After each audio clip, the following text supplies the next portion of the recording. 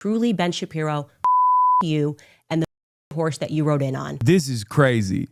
Okay, she is alting. Millions of people watched her live stream. This is from earlier today. I'm not gonna sit here and act like the conservative movement doesn't deserve this. They do. They deserve it.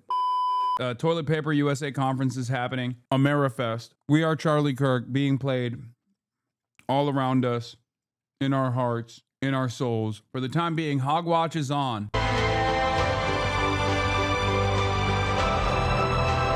Apparently, this was incredibly Rizless, by the way.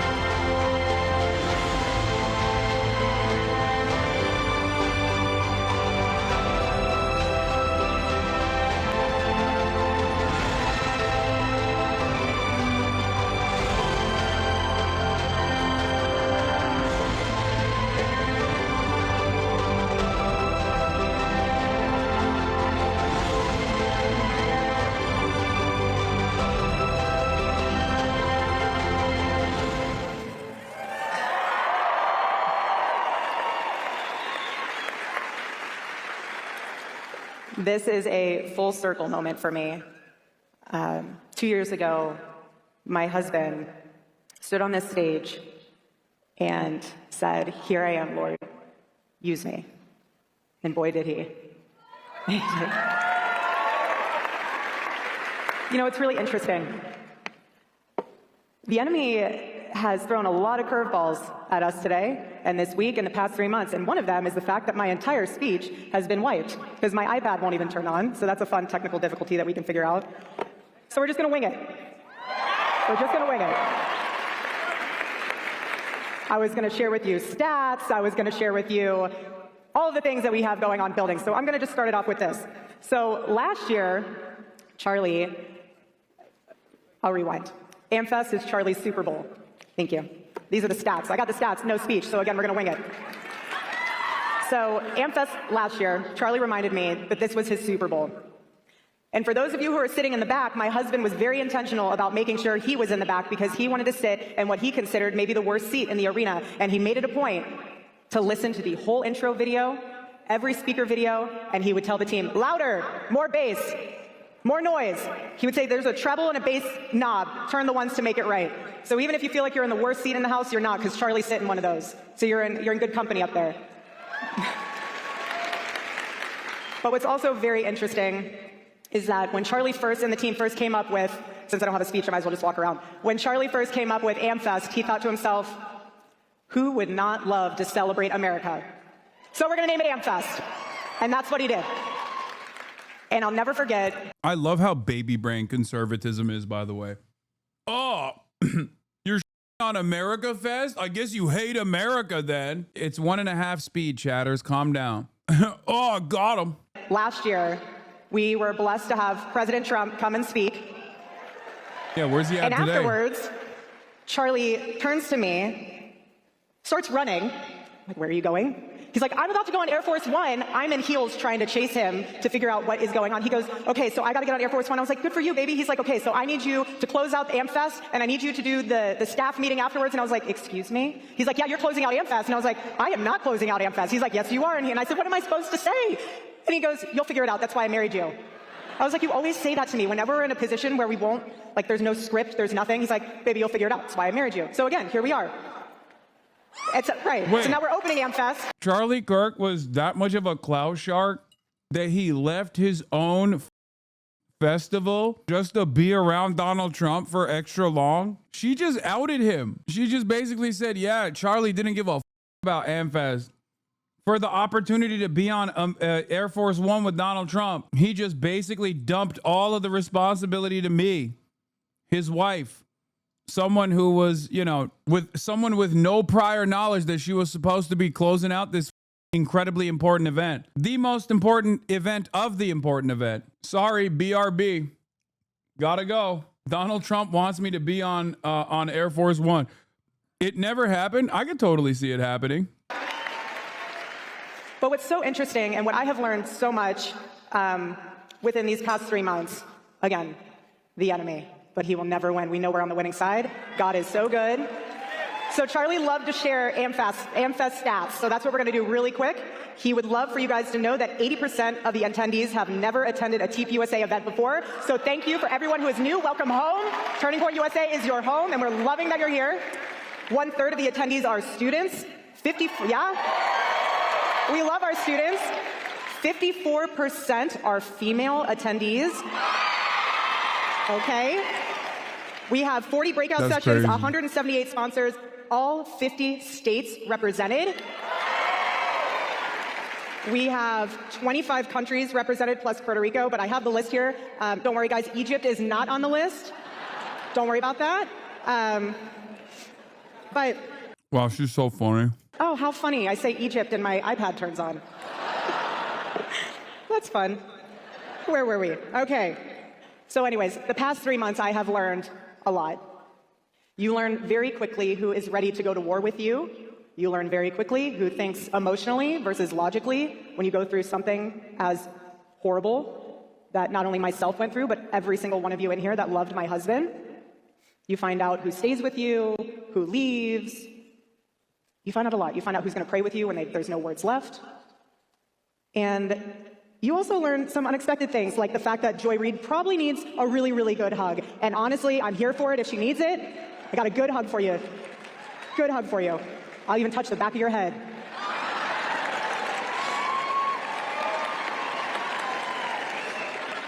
But I love you guys. But here's what I've learned the most in these past 3 months. Wait. Is that my husband, he deeply mattered on a multitude of levels, so much so that it proved even more once he was assassinated how much of a peacemaker he was and how much of a coalition builder he was. Because when he was assassinated, we saw infighting, we've seen fractures, we've seen bridges being burned that shouldn't be burnt. We saw a lot on full display. And what I knew as a wife, and I'm the same exact way as him. If you are trying to put up fight or flight mode, we're always fight mode. We don't retreat. Charlie would go wherever he needed to go, and I'm the same exact way. Same exact way. And you'll learn that. You'll learn that about me the more that you get to know me. I know I'm new here, but you'll learn.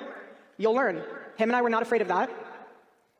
And that's also why the past several months, several weeks, I honored my husband by completing all of his pre-planned fall media tour hits for his book, any commitment he had. I wanted to honor that for him. I wasn't going on a media tour myself. This was for my husband. Because in our household, our word is our bond. And when you give it, you uphold it. So I honored my husband that way.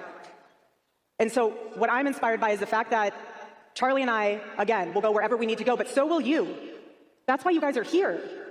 All of you are here because you know that you're sitting saying, I want to do something. So that's why you came here. You came here to meet other people, to know that you're not in this fight alone. You're here for a purpose. God made you for a purpose. Students, raise your hands. Out of those students, drop your hands. Put your hand up if you're in high school. Okay, all of you. The fuck? I love it. I love my high schoolers. That's weird. Charlie had a very special place in his heart for Club America. He's like, how could you not love Club America? All of you, again, going where you need to go. If your Club America is not set up or you want to set one up, step right into your admin's office. College students, raise your hands. Got a lot of them. So where you got to be willing to go is on your campus. That means either starting a chapter, joining a chapter, maybe even one day putting up a tent in the quad. We're not afraid. For churchgoers, hold your pastor accountable for biblical citizenship. Okay? There are so many ways to get involved. That's why Charlie built Turning Point USA the way he did. He didn't care your race, your age, your background. If Charlie listened to every single person that told him, you're too young to make a difference, you don't have enough connections, you're not going to do it, he would have let that noise consume him, and he would not Turning Point Kindergarten have built the machine that he has built today. So don't you dare let anyone tell you you're too young, you're not smart enough, and you're not connected enough. As long as you're a part of Turning Point USA, we will empower you and give whatever you need to be able to make that come to life. Okay? Charlie wasn't just a speaker, he wasn't just a political thinker, he wasn't just a thought leader. Again, he was a bridge, he was a pathway, he was a connection point to generations. He was a pathway and connection point to communication, to inner politics. And he also looked at a generation that has been mocked, that has been dismissed, that has been discouraged, and told them, you matter, your ideas matter, your decisions matter. And he would say this country is still worth defending and still worth sacrificing for. So, like all of you, this is our turning point as well. It was already getting weird for Charlie to keep doing this as like I think he was like, what, 31 by the time he got assassinated? But his wife is even older. So I'm pretty sure she's like 34, 35. So for her, it's like even weirder that she's, wait, she's 37? Okay, I didn't want to say inappropriate age gap, but that's crazy. Especially as we move into 2026. And I want to share with you, off this paper, I'm not going to wing it this one because I want all of you guys to absorb the magnitude of these numbers. The number of student requests. Also, I'm going to keep it $150. That's kind of, I mean, respect for her. The inappropriate age gap relationship is a joke, okay? I'm obviously kidding. But the fact that she was able to have pregnancies at like 36, because that it does get complicated after a while, you know what I mean? Like, actually respect. If she is actually 37. Hasan, stop. What do you mean?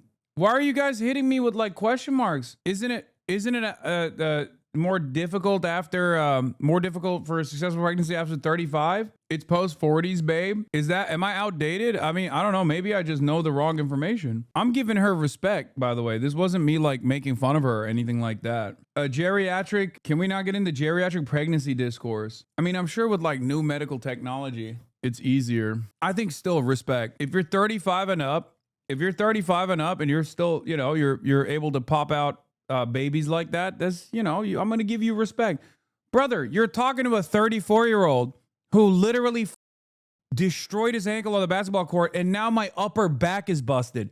I can't even imagine getting an entire human life out of my, okay? Shut the up. This is not like some sort of feminism discourse. Do you understand? I'm talking about age as someone who feels it. Jesus Christ. I would die if I had a vagina and I was capable of giving birth. I would literally die in the process. Damn, you got Snoke for nothing on this one. A true victim of time, old man. Don't make me show you my foot right now, Chad. If you keep talking shit, if you try to tell me that I'm not being woke enough or some shit right now, I will show you my foot. I swear to God, the rest of the broadcast will just be accompanied by my blue ass toes. Okay. And yes, my toes are blue, dude. My toes are blue. Advanced maternal age. Risk of having a baby after 35. Anyway, I'm sure there's like some kind of woke discourse surrounded this, but this wasn't even on some like, you know, women are no longer of use after 35 or whatever. I'm saying this is a 34-year-old man who recently had what under different points in my life would be a minor injury is currently a life-altering one. Okay? That's all I'm saying. I'm 34 and I'm dying. I didn't mean like you can't have a child. I was just giving respect to Erika because pregnancy is no joke. It's not. Can us men get some respect for jorking it? No. All right, let's continue. To get involved since 9/10. 140,000 plus get involved requests have been submitted since 9/10. 140,000. Total number of students involved. This is involved within Turning Point USA. 1 million plus students involved in Turning Point USA. I had my kid at 37. Not going to even hold Current you. She's chapter 2. numbers I'm tired as of December 18th, yeah, I don't know how you do it. Respect. 3,082 Club America chapters. 1,432 college chapters. So that leaves 4,514 total chapters as of today. And we are starting 50 chapters per day at Turning Point USA. It's amazing. Something I also love right now is how we are getting some amazing state partnerships with Club America. I want to give a huge shout out to Oklahoma. Oklahoma's in the house. Florida. Okay. Indiana. Texas. Of course. And Tennessee. Another turning point for us for 2026 is the Make Heaven Crowded Tour, something I'm very excited about. For those of you who attended the memorial service, that revival is a slice of heaven that I'm going to make sure we take around this whole entire country. So we have different tour stops that are going to be coming up that I want you guys to be aware of. Feel free to take a picture whenever they put it up there. But if you're in any of these cities, we are bringing that to you. It's going to be amazing. God is so good. Make Heaven Crowded Tour? Is this a death cult? What is happening? Bro, they're going to bust out the Kool-Aid at the end of it. I mean, I get the point. Like, oh, everyone's going to heaven if you follow the Turning Point USA program. Like, I get the point they're trying to make. It's just like weird Christianity. But it's giving Kool-Aid, you know? It's giving Heaven's Gate. It's giving wear the right kind of Nike Blazers that are no longer, that are now discontinued because everybody was wearing it and they were dripped out while they were going to an alien planet, you know? The Nike, oh no, not the Blazers, the Cortezes, I think, right? God is so good. I also want to note that our church partnership, since 9/10, we have over 8,000 church partnerships and counting. This one's very special to me. Charlie's love for debate will always be the DNA of Turning Point USA. Oh. We believe in debate because we believe in truth, and we believe in civil discourse because we believe that truth can withstand scrutiny. So that is why we will be launching the Pick Up the Mic initiative and getting back on campus for Prove Me Wrongs and campus tour events this spring and fall of 2026. That's crazy. I'm also really excited about everything that we're doing at Turning Point Action. We are locked in and mission focused for both 2026 and 2028. We're investing in states and not just in races. So what I mean by that is we are building the red wall, Arizona, Nevada, New Hampshire. That's going to be very important to us. We're going to ensure that President Trump has Congress for all 4 years. We are going to get my husband's friend, J.D. Vance, elected for 48 in the most resounding way possible. And for our hometown Arizona folks, so you guys imagine. That's crazy. She getting a little ahead of herself there. JD 28 endorsement already? Damn, girl. Damn. The body's not even cold yet. I'm not saying. A lot of chatters I'm reading in the chat are saying they okay? And I think that's inappropriate. House, Arizona. Go bigs or go home is where we're at right now mentally. But my husband didn't build this movement so people could feel comfortable. He built this movement so people could feel brave and to be brave with action. So people. You have to admit they're much better than organizing. They're much better organizing than the left is no. Yeah. Do you have like 8 billionaire donors that are going to give you like $300-400 million? Because that's how this shit started. What billionaire is going to be like, hey, let me fund the Democratic Socialists of America? There's one guy who is like 100 millionaire or whatever, and he lives in China. And they literally are trying to make it illegal for him to fund any political movement. It's not George Soros. George Soros is a lib. No, I forget the other guy. He's like a former Microsoft dude who now lives in China. And what's his name? They bring his name up all the time. I mean, he is the only person that I know that's like no, not Pierre Omidyar. No. Yeah, he is the PSL guy, I think. They bring his name up in Congress all the time. Roy Singh. Yes, I think his name. Yeah, Roy Singham. Neville Roy Singham. That is the only dude I know that is like actually super, super wealthy. Not a billionaire, if I'm not mistaken.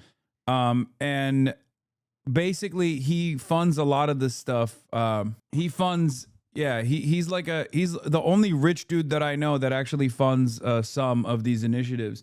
And of course, no one is going to apply any scrutiny to Turning Point USA. But if you are an actual radical to a certain degree, and you're funding, Code Pink or any number of different organizations that are anti-capitalist, yeah, Answer, PSL, BT News, People's Forum, Code Pink, etc., right? All of these other organizations that the administration absolutely despises.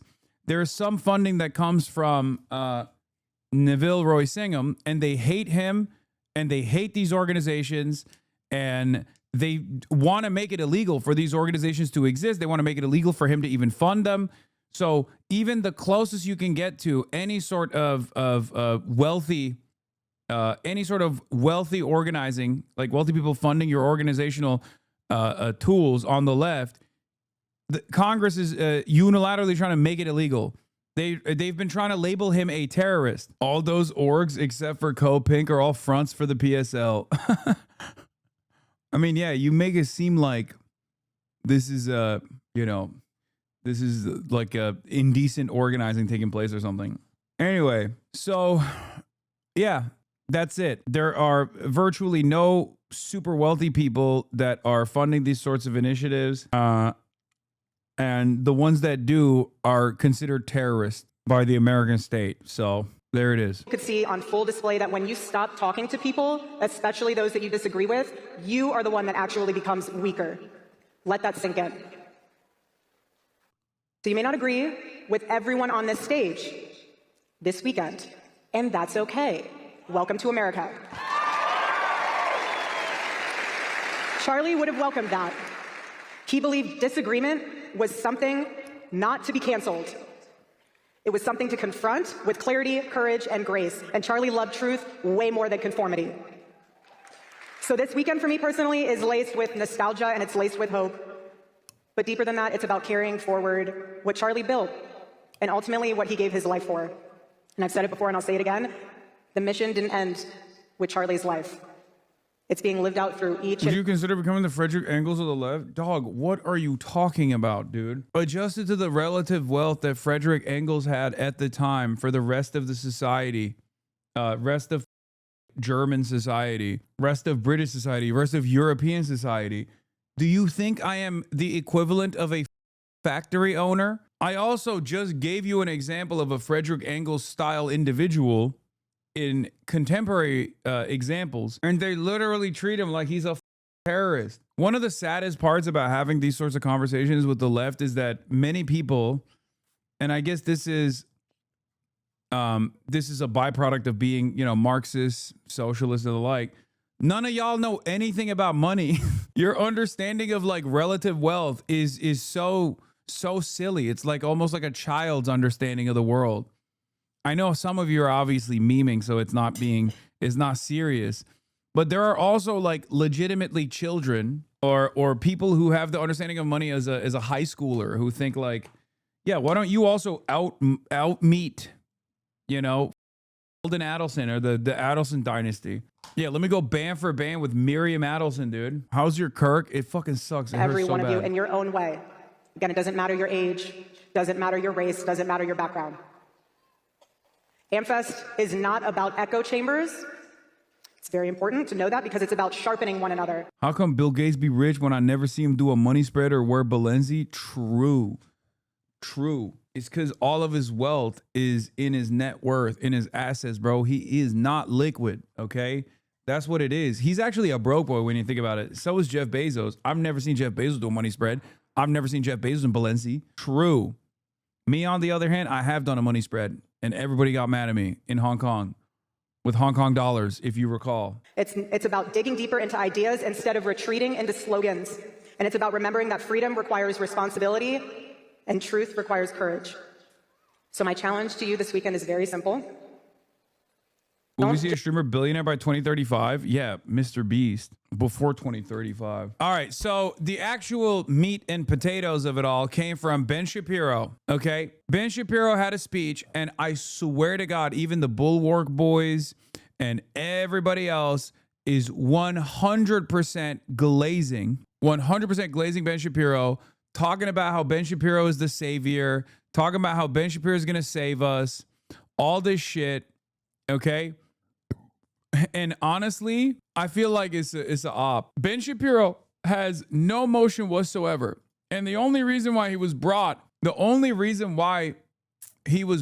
this event is because he is, as I like to say, marginally more invested in anti-Semitism and significantly more invested in Israel, okay? And a big part of the back and forth that took place here, bro, you boring. Hello, Hasan. I'm a cockroach. I'm here to be on the brain. Hello, Hasan. I'm a cockroach. I'm here to be on the brain. Why is Asman more entertaining? Bro, you boring. Well, stick around, chatter. You might accidentally learn some stuff. It's also weird that you're calling yourself a cockroach. That's so odd. Anyway, I genuinely don't understand it. It's like, I think people ride with being like pathetic. Like people just basically ride it. They're like, oh yeah, this is a fucking badge of honor. I'm disgusting. I'm filthy myself. Yeah, don't you feel owned that you acknowledge me being fucking gross and weird? You're just cucked. Very odd. Anyway, as I was saying, so Ben Shapiro obviously is already washed, right? Obviously washed. No motion. Nobody gives a what he has to say. Big part of that is because like the first wave of people left after Andrew Tate because they were like looking for, you know, no more nerdy commentary, but instead like less nerdy jock style commentary to feel cool. That's why they moved into like the men's right activist place, right? They moved beyond the Ben Shapiro's of the world, like the intellectual dark web, to less intellectual versions of conservative commentary that was just like targets more openly and stuff. Anyway, but then the final death blow came when Ben Shapiro could not stop eating Israel over and over again, non-stop. He was just like, he was hitting the pro-Israel lines over and over again, and everyone was like, okay, you're done. Now, in the process, he fired Candace Owens, as you guys know, who he knew was a hateful person, definitely was an anti-Semite when Ben Shapiro hired her.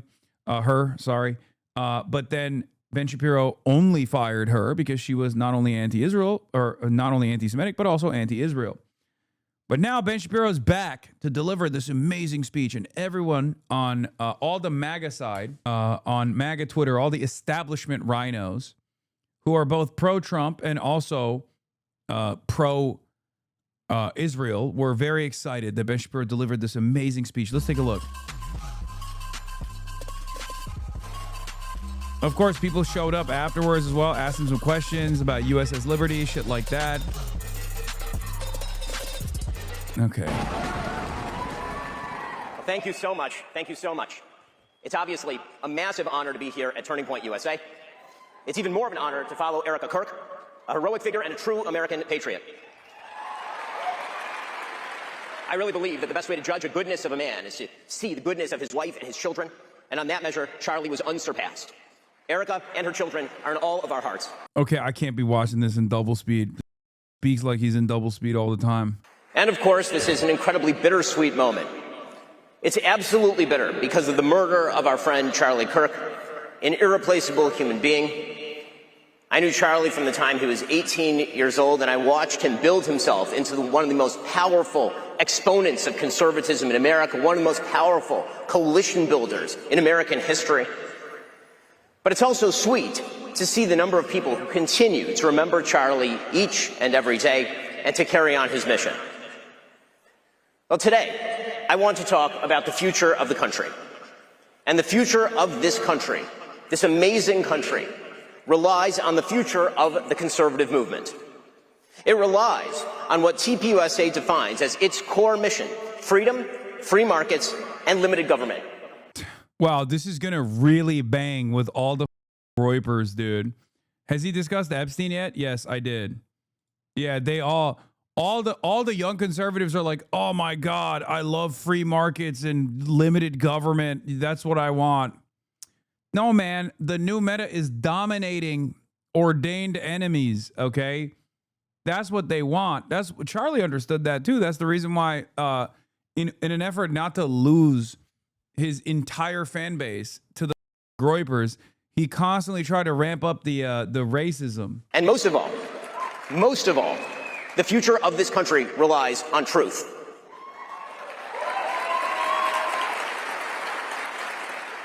This country relies on truth because victory, true, real, lasting victory, cannot be. Boo, they've also moved on from the truth meta. Truth meta is so outdated.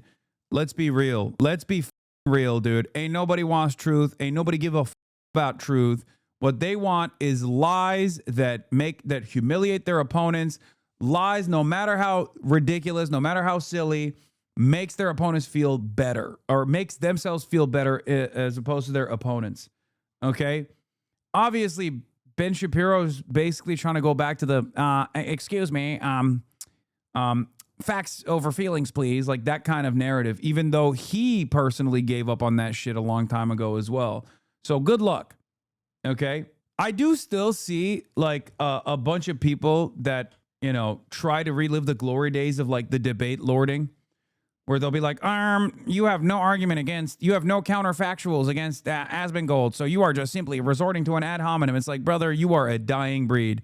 I love seeing you out there in the world trying to do this thing, but most people will just go, you nerd, and move on, you know? And it's really funny because they were doing that to this, okay? Asmongold tweeted, I love when he tweets about like understanding women. It's my favorite type of Asmongold tweet because it's so like out of place. Why are people crashing out on the Asian female, white male combo in particular, but not so much at the other combos like Asian male, white female, Asian female and white female, Asian male, white female, etc.? Genuinely curious. To which he responded with, everyone knows why. White women love to vote to bring in immigrants from around the world. But if Trump started importing millions of ABGs into America, they would form the SS overnight. First of all, ABGs are American. It's an American product. ABGs are an American invention. ABG means Asian baby girl, okay? That's what ABGs is. It's an American, they are invented in a laboratory in Irvine, California, okay? So the idea that like, you know, anyone is importing this American product is very stupid, okay?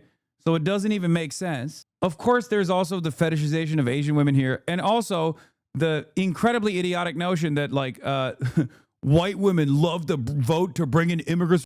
Yeah, dude, that's why 54% of white women voted for Donald Trump. They were invented in Australia and imported to EDC Las Vegas. Okay, well they breached containment, and now the actual place where ABGs are from and invented and exist in is the mountainous tundra of Irvine, California. Okay, what are we doing here? You're right about the EDC Las Vegas thing. You're not wrong about that. Okay, but that's where I don't know where the ABG patient zero was, and I'm not gonna say that Australia could not be where patient zero came from. Okay. But now it's most commonly known. In no way ABG isn't a gooner term. It's like a TikTok Zoomer term for the most part, I think. Tony K Films came from Asian gang culture. Viet gang, baby. EDC Vegas is a local. They didn't exist before 2015, 2016. Okay, well, regardless, ABG is a millennial term law. Okay, well, TikTok Zoomers use it all the time, and they've popularized it. Anyway, I can't believe we're so invested in this. To which I responded with, woman understander has logged on.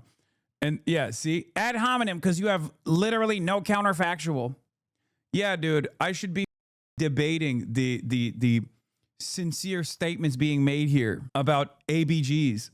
You have no counterfactual. White women would immediately form the SS overnight. What is your counterfactual to the very real argument being presented here that white women only vote with their, and also they only vote to bring in immigrants from around the world so they can have sexual intercourse with them. And then if Trump all of a sudden magically started importing ABGs from Irvine, California, and maybe Australia into the United States of America, all the white women would get very jealous and very mad and would form the SS. Where is your counterfactual, please? I love seeing stuff like that in the wild. Like, that's my favorite type of person.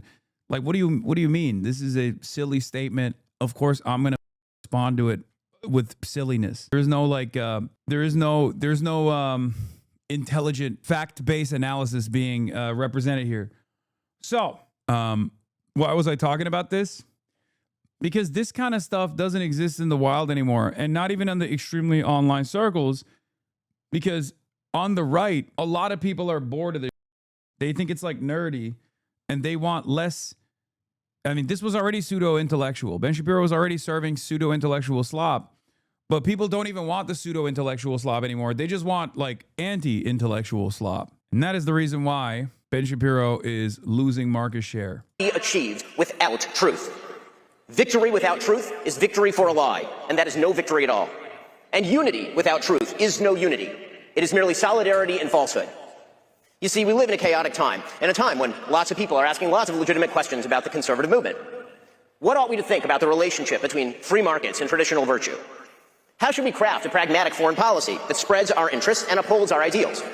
What governmental means are appropriate? I swear to God, he's just a lib now because of the anti-Semitism. Like, he got hit with the full beam. He's like, well, why don't we be woke now, actually, everybody? For years and years, I have cultivated an audience of the most heinous, hateful people on the planet. And then I realized that they also seemingly hate Jews as well. What's going on? Is this what you want? For me to talk like Tucker Carlson, a Jew hater? He's just a lib now. You're just a f***ing lib, little bro. You can't keep this in containment. You can't just develop. I gotta sit back down. You can't develop an audience whose galvanizing factor, whose entire organizational principle revolves around shitting on black people, brown people, women, gay people, trans people, and then not expect them to also tie that all up and say, yeah, you know, Jews are a part of that too, actually. If you're anti-woke, you gotta expect this, big dog. That's what I don't understand about these like anti-woke, conservative, ultra-Zionist Jewish people, where it's like, what are you doing?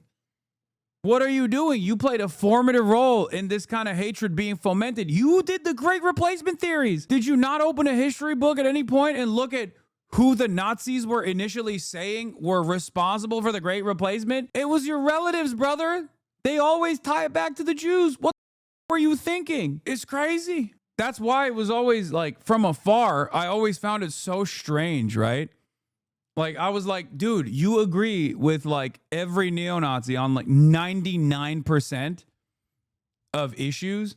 The one issue, though, you don't agree on is that they also think you're a part of the out group because you're Jewish and you're responsible for all the woke shit that they hate. A real leopards, how could these leopards eat my face moment for Ben. They are so actively.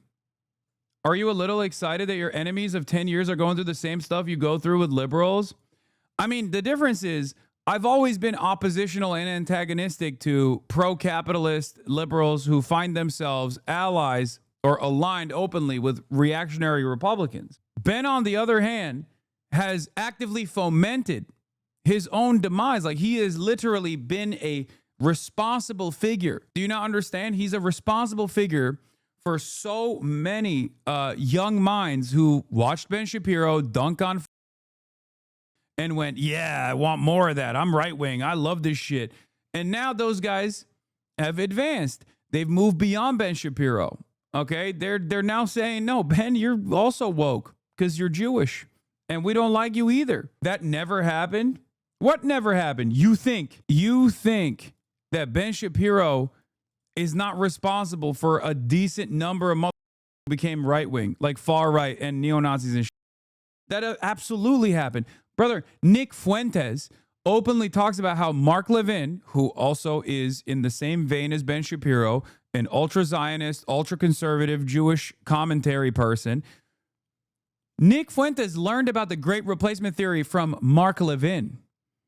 He's open about it. He talks about it. He's like, the first time I ever realized that white people were actually being displaced ethnically in this country was when I heard Mark Levin talk about it. David Horowitz, another one of these guys, former trot, turned into a neocon, massive Islamophobe, thought that as long as our enemy is united, as long as we're all united in hating Muslims, none of these guys will come back and hate on the Jews, I promise. He was a monster who played a major role in developing talent. Candace Owens is one of the most prominent voices in American politics right now. One of those voices that Ben Shapiro is going to call out by name in this speech. Candace Owens was plucked out of irrelevance by David Horowitz first, and then positioned as a voice to be reckoned with on the conservative movement side by the likes of Turning Point USA, and then Ben Shapiro. You think Ben Shapiro didn't know that Candace Owens, who once famously said Hitler just wanted to make Germany great, that Candace Owens wasn't anti-Semitic? No, he did. He knew that. He hired her because she was not only anti-Semitic, but also anti-black, anti-trans, all the good stuff that he wanted. And on top of that, Candace Owens was pro-Israel. That's the only thing Ben Shapiro cared about.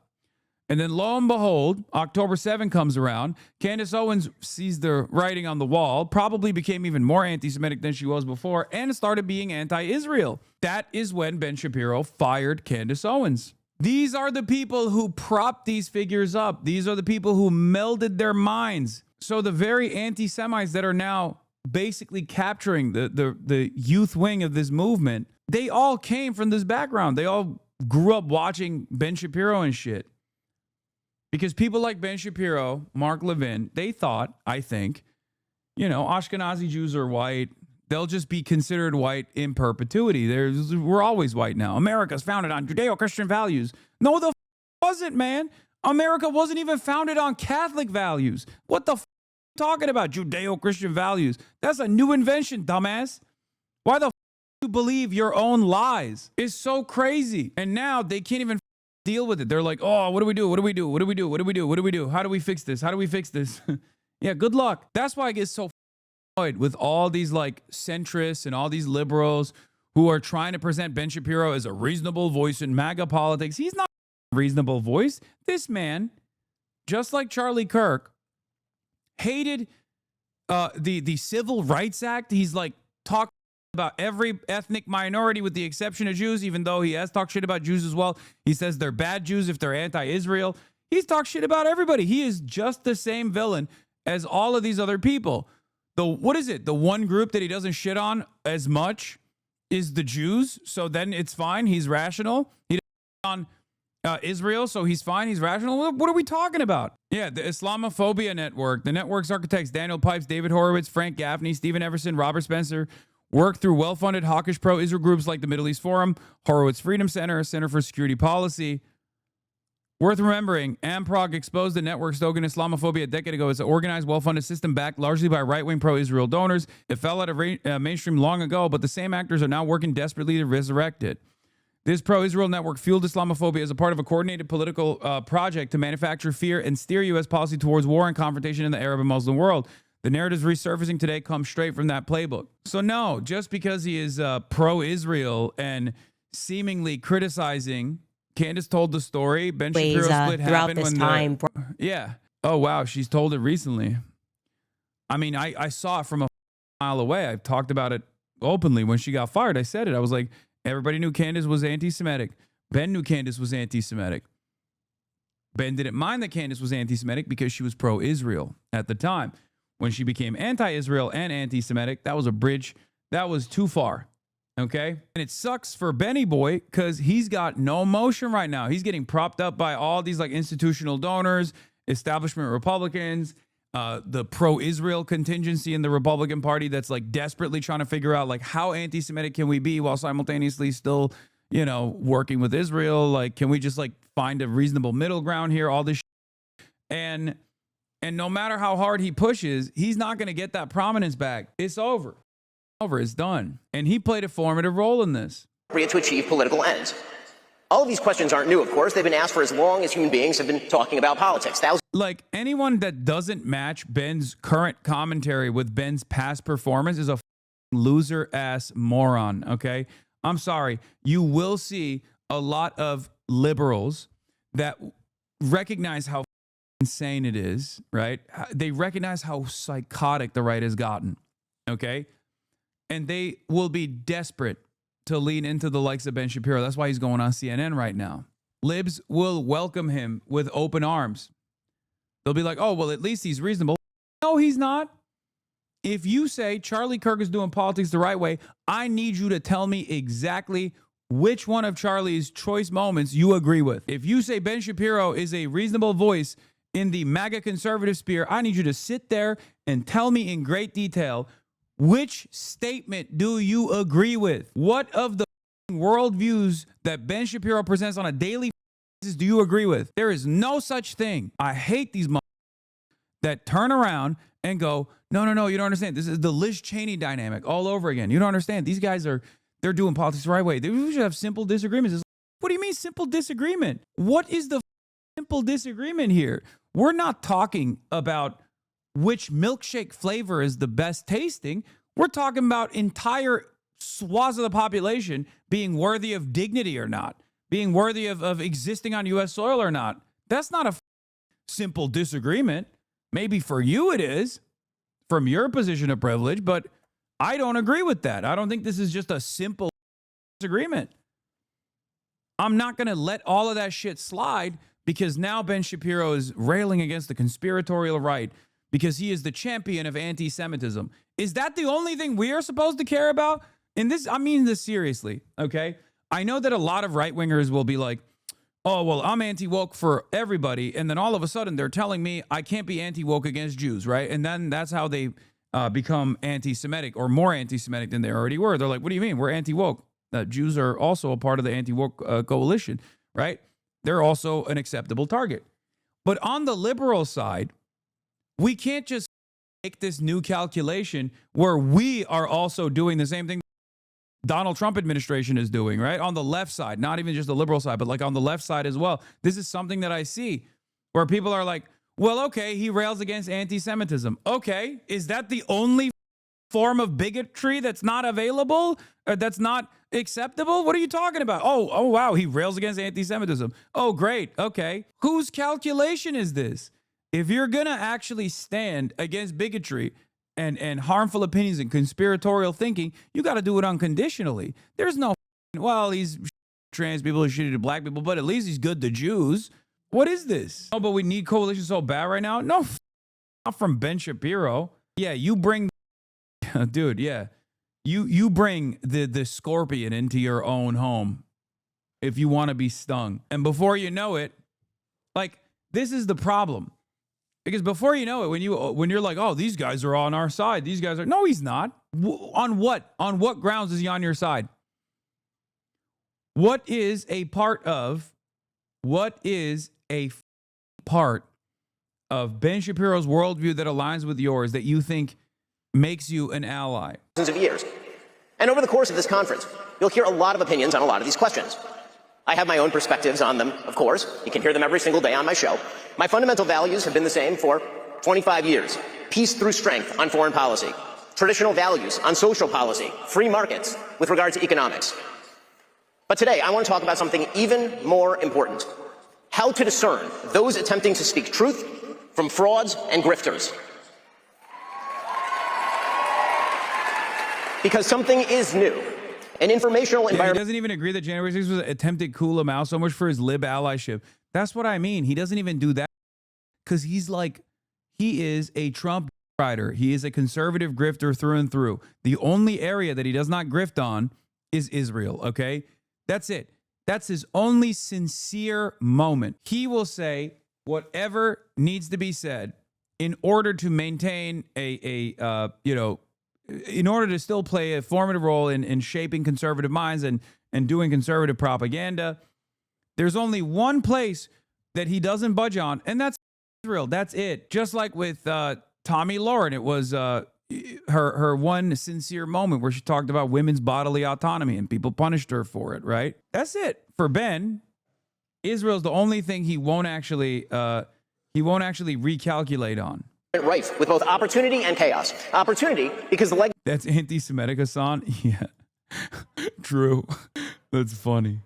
Yeah, saying Ben Shapiro is incredibly pro-Israel and that's the only sincerely held belief he has is definitely a very.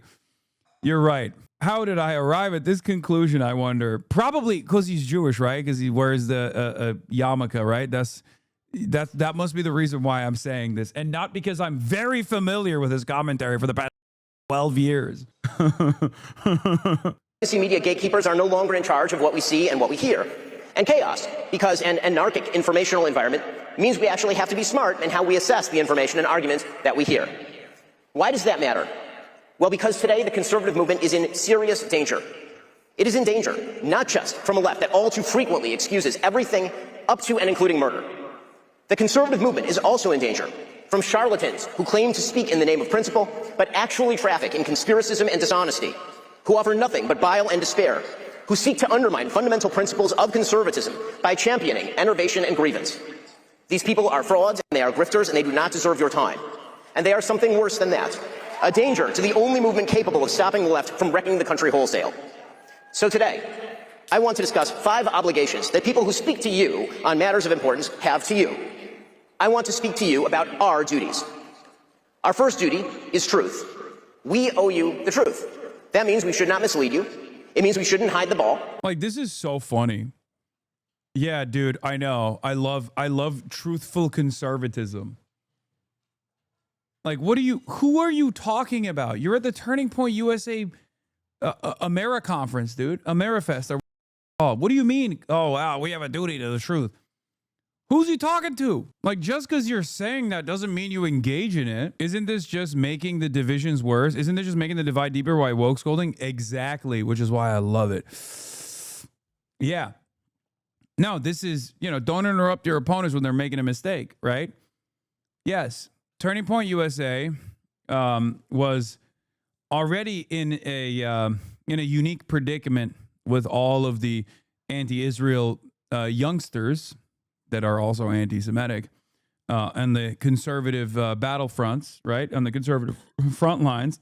But now that Charlie's gone too, and all these fucking vultures are eating one another alive to try to take advantage of the power vacuum, you have on the one hand Tucker Carlson, who is leading the charge alongside Candace Owens and Nick Fuentes on the anti-Israel front on the conservative side. And then you have the Ben Shapiro and the Barry Weisses of the world. Who the f*** do you think people are going to pick? Ben Shapiro has never had like a real independent career that wasn't funded by the Wilkes brothers, okay? The Texas oil barons, insane evangelical Zionists themselves. The difference between someone like Nick Fuentes and even Candace is that like they've been able to make a name for themselves on their own. And although I despise their repugnant worldviews and disagree with them vehemently on every single issue, ultimately there is something there as far as like their personality driven content that captivates people, right? I'd go so far as to say the same thing about even Asmongold. Like there is something there that people are tuning in for. With Ben, there's not really much. You're just nerdily rehashing American Enterprise Institute talking points, and you're not even doing a good job with it. And now that your funding is drying out, people don't want to hear from you. People don't like what they're hearing from you. We shouldn't be deliberately obscure about what we're telling you. We have an obligation to clarity and to honesty. This means that we actually have to be clear in the language that we use. We should not traffic in generality. We should not say things like, they shot Charlie, without specifying whom we mean by they. The person who allegedly shot Charlie Kirk, and whom all the evidence points at, all of it, is a gay, trans-loving furry.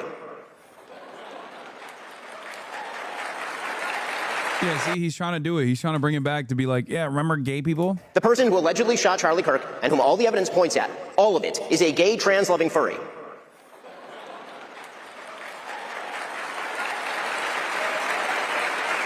Yeah, he big mad. Nah, it's Israel, bro. Actually, you know what? He negatively polarized me. I think it's Israel that did it. I'm a clandestine operator. Maybe it was Israel, Ben. Oh, you don't like it? Oh, is that anti-Semitism? Is that anti-Semitism? See, do you see what I mean? Do you see what I'm explaining here? Like, you can't on the one hand be like, I'm a truth lover. I'm a truth lover. I care about the truth. And then try to make a snide remark about Candace Owens. Well, simultaneously, your commentary on this issue is just like transphobia, homophobia induced. You know what I mean? Like, what are you doing? What are you doing? It's not working. It's not going to work. Okay? If we are going to target ideological movements, we should talk about the fact that the radical trans movement treats all those who oppose it as existential threats. Or if we're going to talk about the Democratic Party making room for the radical trans movement and echoing its inflammatory rhetoric, well, we should talk about that. Those are specific problems, and they require specific responses. When people say they shot Charlie, however, they are instead trafficking in vagary that results in increased hatred without proposing any effective response. They are fostering despair and rage, and that makes things worse. We must also be honest about what people say and do, regardless of what that means coalitionally. It is the job of politicians to build coalitions. It's the job of those of us who try to shape public opinion to hold politicians to account and to hold them accountable to our values. We must not let fear of audience deter us from telling the truth. We must not let fear of other hosts deter us from telling the truth. So, for example, if Candace Owens decides to spend every day since the murder of Charlie Kirk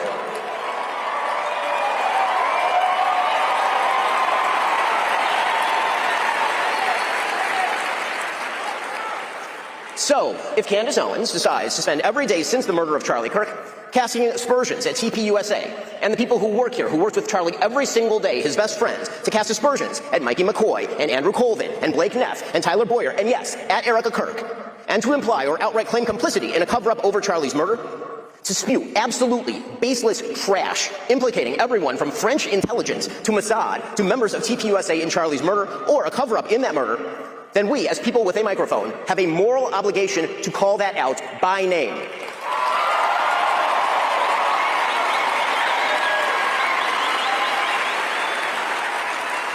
Erika Kirk and TPUSA never should have been put in the position to have to defend themselves against such specious and evil attacks, particularly in a time of mourning.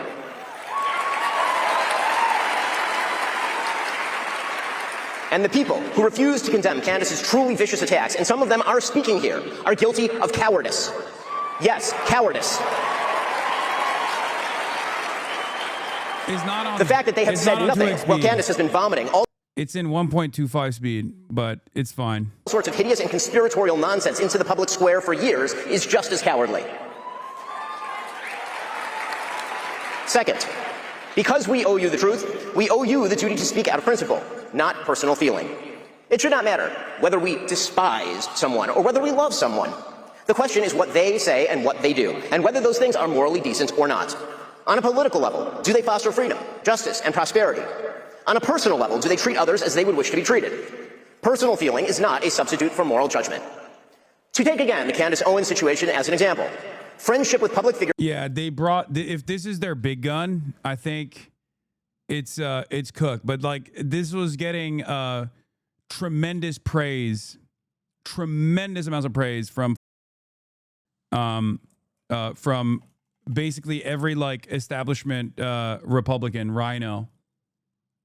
There's also a Tucker Carlson thing too, though. There's a Tucker Carlson speech here as well. Who say or do evil things is not an excuse for silence on the matter. Politics is not the sisterhood of the traveling pants. Politics is about principle, and if you are willing to sacrifice basic truth and simple principle in favor of emotional solidarity, you have betrayed your fundamental duty to the American people.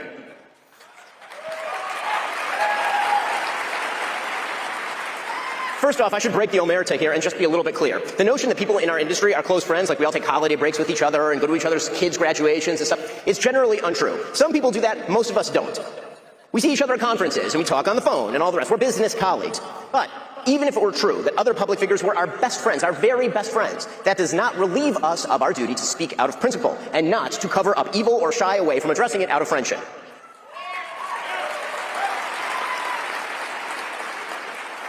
So no, Tucker Carlson, it is not an excuse to go silent on Candace's targeting of TPUSA.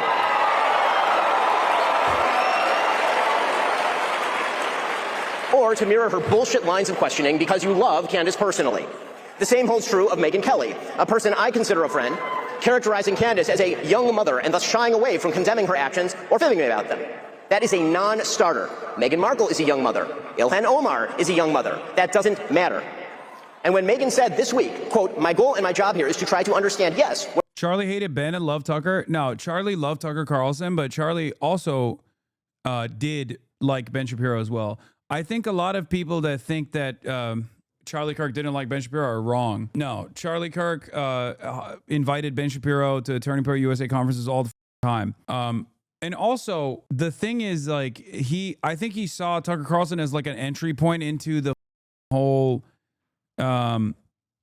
He saw Tucker Carlson as like a person that could hold the coalition together to a certain degree. Tucker said that BLM was anti-white racism. The rest was acceptable, I guess. Yeah, that's why it's so funny. These guys literally align on so many insane points, right? Let's fast forward through all this important policy and statements at double half speed. Wait, what? It's just like all of this stuff that's coming out now with people where they're trying to talk about this where they're like, oh, we need truth. We can't do lies anymore. What is happening here? Blah, blah, blah. All this. Like, that's all you've been doing. That's all you've done. I mean, I love the infighting. I love watching the right-wing infighting taking place. But also, they did this. You made the shit sandwich, brother. Candace is coming from on this.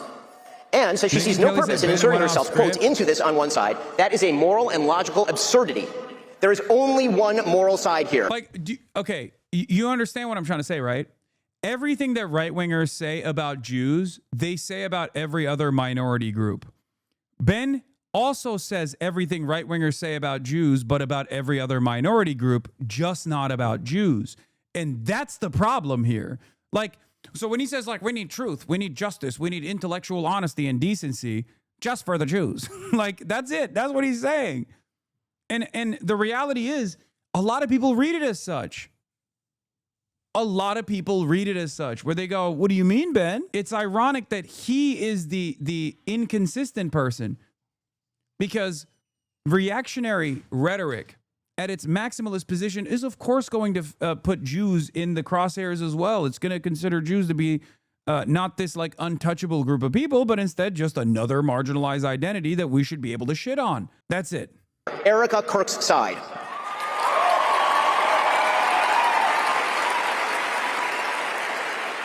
You know, the side of the widow with 2 children, whose husband was shot live on camera in front of all of us.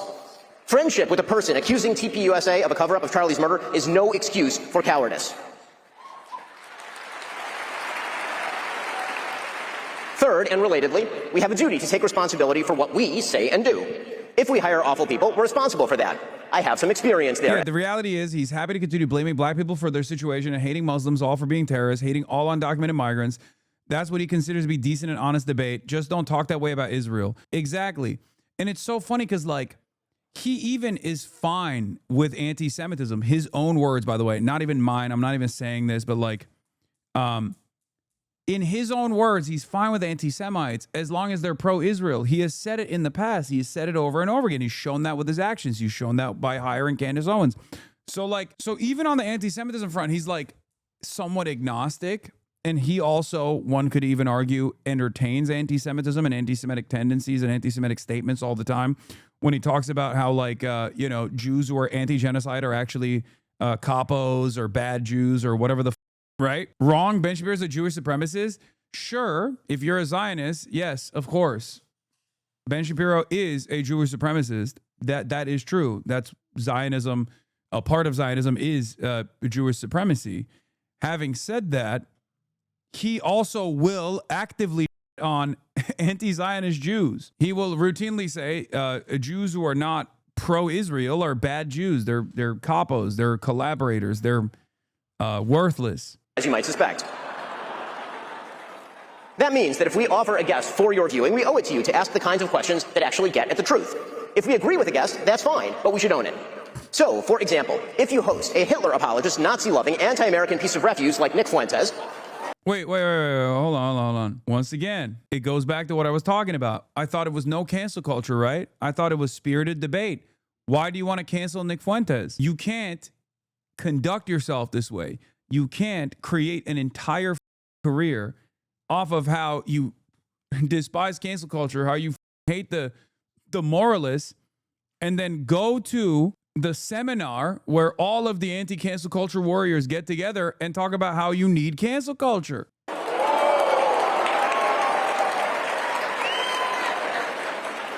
You know, the Nick Fuentes who said that the Vice President of the United States is a, quote, fat gay race traitor married to a Jeet.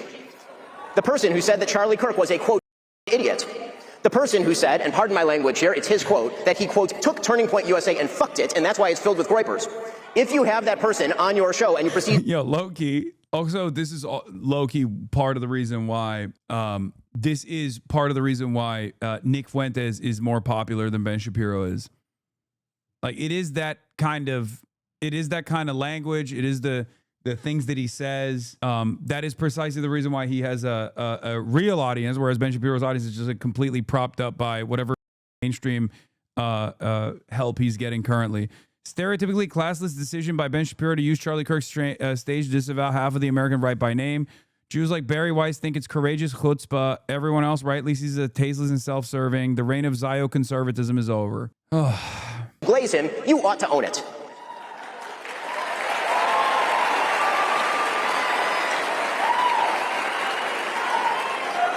There is a reason that Charlie Kirk despised Nick Fuentes, and indeed even chided Dinesh D'Souza for debate. So you like Nick more than Ben? That's actually bad. He's a Nazi, Hasan. Did I ever say that? I support neither of them. Was there ever a moment? What led you to arrive at that conclusion? Perhaps the reason why you want to arrive at that conclusion is because it suits whatever kind of dumbass liberal purpose you have in your mind. As a whole separate sentence that you conducted, you crafted. I don't with any right winger, okay? I do not with reactionary people with reactionary attitudes. I don't with right wingers at all. As a matter of fact, the reason why I get mad at liberals is because of their endless grace and charity for right wingers. The rational ones, like Ben Shapiro. Okay? Unless it's my woke king Mitt Romney, who wants to tax the wealthy like himself. This kind of stuff doesn't work, by the way. I mean, maybe it works for like really stupid people, I guess, in your orbit, where you could just be like, Hasan likes Nick Fuentes more than he likes Ben Shapiro. Like, that's not the case. I think Ben is a Zionist, but Nick is a Nazi. First of all, Ben Shapiro and Nick Fuentes believe in the exact same shit, dumbass, with one exception. And it's not one that favors Ben Shapiro, okay? Ben Shapiro and Nick Fuentes believe in the exact same shit. The only difference is Ben thinks it's the liberal pedophilic elite, you know, the globalists or whatever. And Nick thinks it's Jews, okay? That's the difference. It's a pretty significant difference. But the major point of contention that they have between them is not even around that, okay? It's around Israel. And the reality of the matter is, because of how distorted people's attitude is towards what Israel is doing, Nick Fuentes is actually on the side where he's able to craft a more moralistic and more reasonable argument as a neo-Nazi against the state of Israel that's doing the current Holocaust. He is a denier and defender of the previous Holocaust and wants to do it again to the Jews and to everyone else, okay? Ben Shapiro is currently justifying the Holocaust that took place for the past 2 years. So they're completely aligned on pretty much everything, but the only reason why Nick Fuentes is growing in prominence is because he can present himself as being on the right side of this pivotal issue. And the faster people realize that and immediately stop defending Israel and immediately come to terms with the reality that's taking place in front of their eyes, the faster we can rid ourselves of this Nazi scourge. But because Democrats refuse to reckon with this reality and think that there is like some kind of marginal incremental change position that they can take, some kind of liberal Zionist position that'll be enough, they keep losing to the Marjorie Taylor Greens of the world. They keep losing to the Nick Fuenteses of the world. Okay? I support neither. Both are Nazis and Nick is way more dangerous. No one watches Ben anymore. Lamau. Yes, Nick can fool idiots by blaming everything on Jews in Israel, becoming obsessed with Israel's idiocy. Both are bad. Nick and Ben both. Yeah, okay, so you do agree with me. What the hell are you talking about? Okay, now you understand my fear. Now you understand my argument. Now you understand my resentment. Ben Shapiro, for decades with his commentary, basically made it impossible for there not to be a Nick Fuentes, okay? He designed this environment so that there was a inevitability of Nick Fuentes. And now that Nick Fuentes is here, you still turn around and you go, well, one's a Nazi, the other one's a liberal Zionist. First of all, he's not a liberal Zionist, okay? Or not just like a regular Zionist. He's a conservative ultra-Zionist. Okay. What is this? Ethan is gone and saying he should oppose Nazis like Asman, not support them, except Asman. I was the same. Asman, Nazis are way worse and more hateful and harmful than you. You think Asman Gold opposes Nazis? The f are you talking about? Brother, you might be also who's a Nazi too. Okay, good. That's a big change from the 2 days, but that's it.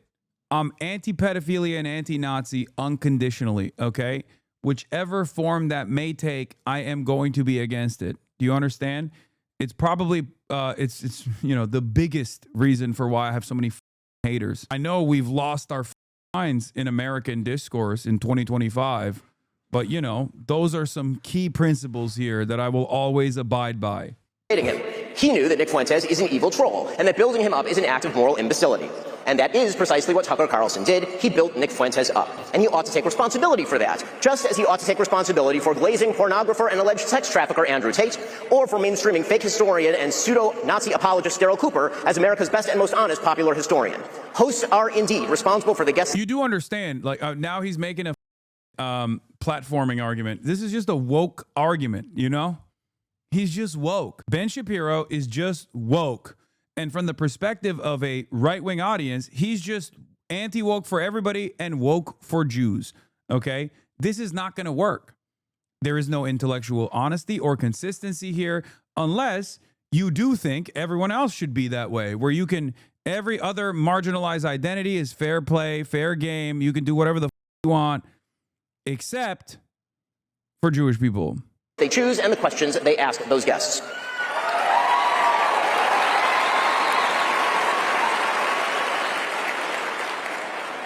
Fourth. Chat, please. Hassan has been diagnosed with high blood pressure, and every inflammatory troll in chat is a direct attack on his arteries. This is a leftist-based practice, harm reduction, and stop stress posting.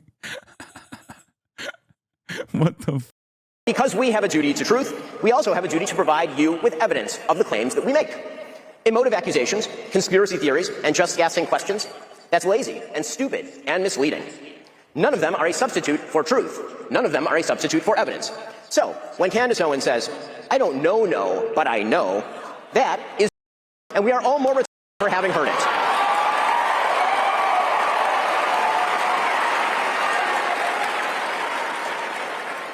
When Steve Bannon, for example, accuses his foreign policy opponents of loyalty to a foreign country, he's not actually making an argument based in evidence. He's simply maligning people that he disagrees with. Wait, I'm sorry. Hold on, Ben.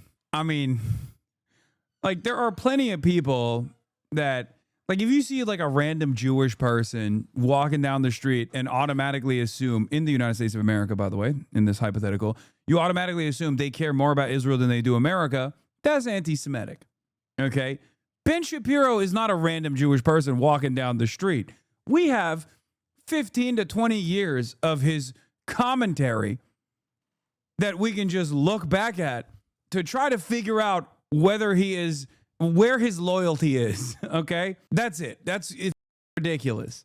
He can try and present this as an argument from, American supremacy all day, every day that he wants to. He could just be like, oh, well, actually, the reason why I'm so pro-Israel is because Israel's America's most valuable ally. But, like, kind of feels like you really love Israel, Ben, and have for most of your career, for your entire career. Who could forget in 2012 when Ben Shapiro famously wrote the article, "Transfer is not a dirty word," okay? In which he advocated for the complete ethnic cleansing of all Palestinians from the greater Israeli land that, was promised to Israel 3,000 years ago. He said those things. He wrote those things. So he's been doing stuff like this for quite a while, okay? What the does that have anything to do with America, Ben? Which is indeed par for the course from a man who was once a PR flack for Jeffrey Epstein. Check the record. Our duty to provide you evidence means we actually have to do much more than just ask questions. Just asking questions is something my 5-year-old does, and it's really cute when it comes from my 5-year-old. But when grown men and women spend their days just asking questions without, seeking answers, they are lying to you. In fact, they're doing something even worse. They are seeding distrust in the world around you, and they are enervating you in the process. So, for example, if many speakers, including Tucker Carlson and others, get on stage here at TV USA and claim, without proper evidence, that Jeffrey Epstein was running a Mossad rape ring being covered up by the Trump administration, they are not... Oh, come on, Ben. Look, this is the problem, okay? Saying Nick Fuentes is an anti-Semite is totally valid. It's something that I think Nick Fuentes himself will openly agree to, right? Depending on, which company he's around. But when you fucking turn around and go, oh, I can't believe you guys are connecting Jeffrey Epstein to Israel and Mossad. Oh, that's anti-Semitism. This is the main problem with a lot of Zionists who have diluted the actual bigotry of anti-Semitism with idiotic conspiracies or with idiotic statements that are valid and people can see. Idiotic defenses of factually based analysis that people can see and experience their own two goddamn eyes, no matter how stupid they are. Okay? You cannot turn around and say, oh, I can't believe that people are accusing me of being loyal to Israel. Wrong. People absolutely can do that, and it's not anti-Semitic for Ben Shapiro. Okay? You can't turn around and say, I can't believe people are actually fucking saying that Jeffrey Epstein was a Mossad asset. Wrong. People can't say that. If you call that anti-Semitic, people are going to look at you and laugh.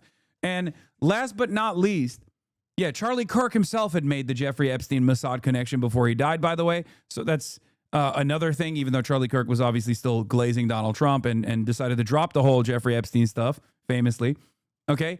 But this reminds me of the classic take from Zionists want to defend Israel, right? The classic take always where we would see mountains of children piled up, murdered, slaughtered by Israel every day, pretty much. Parents putting the body parts of their children in trash bags as they try to go to the hospital, and then turn around and say, are saying this is genocide, sweetie, that's anti-Semitic. That's blood libel. Yeah, motherfucker, that doesn't actually make people go, oh my God, is this blood libel? I got to stop saying that. Holy.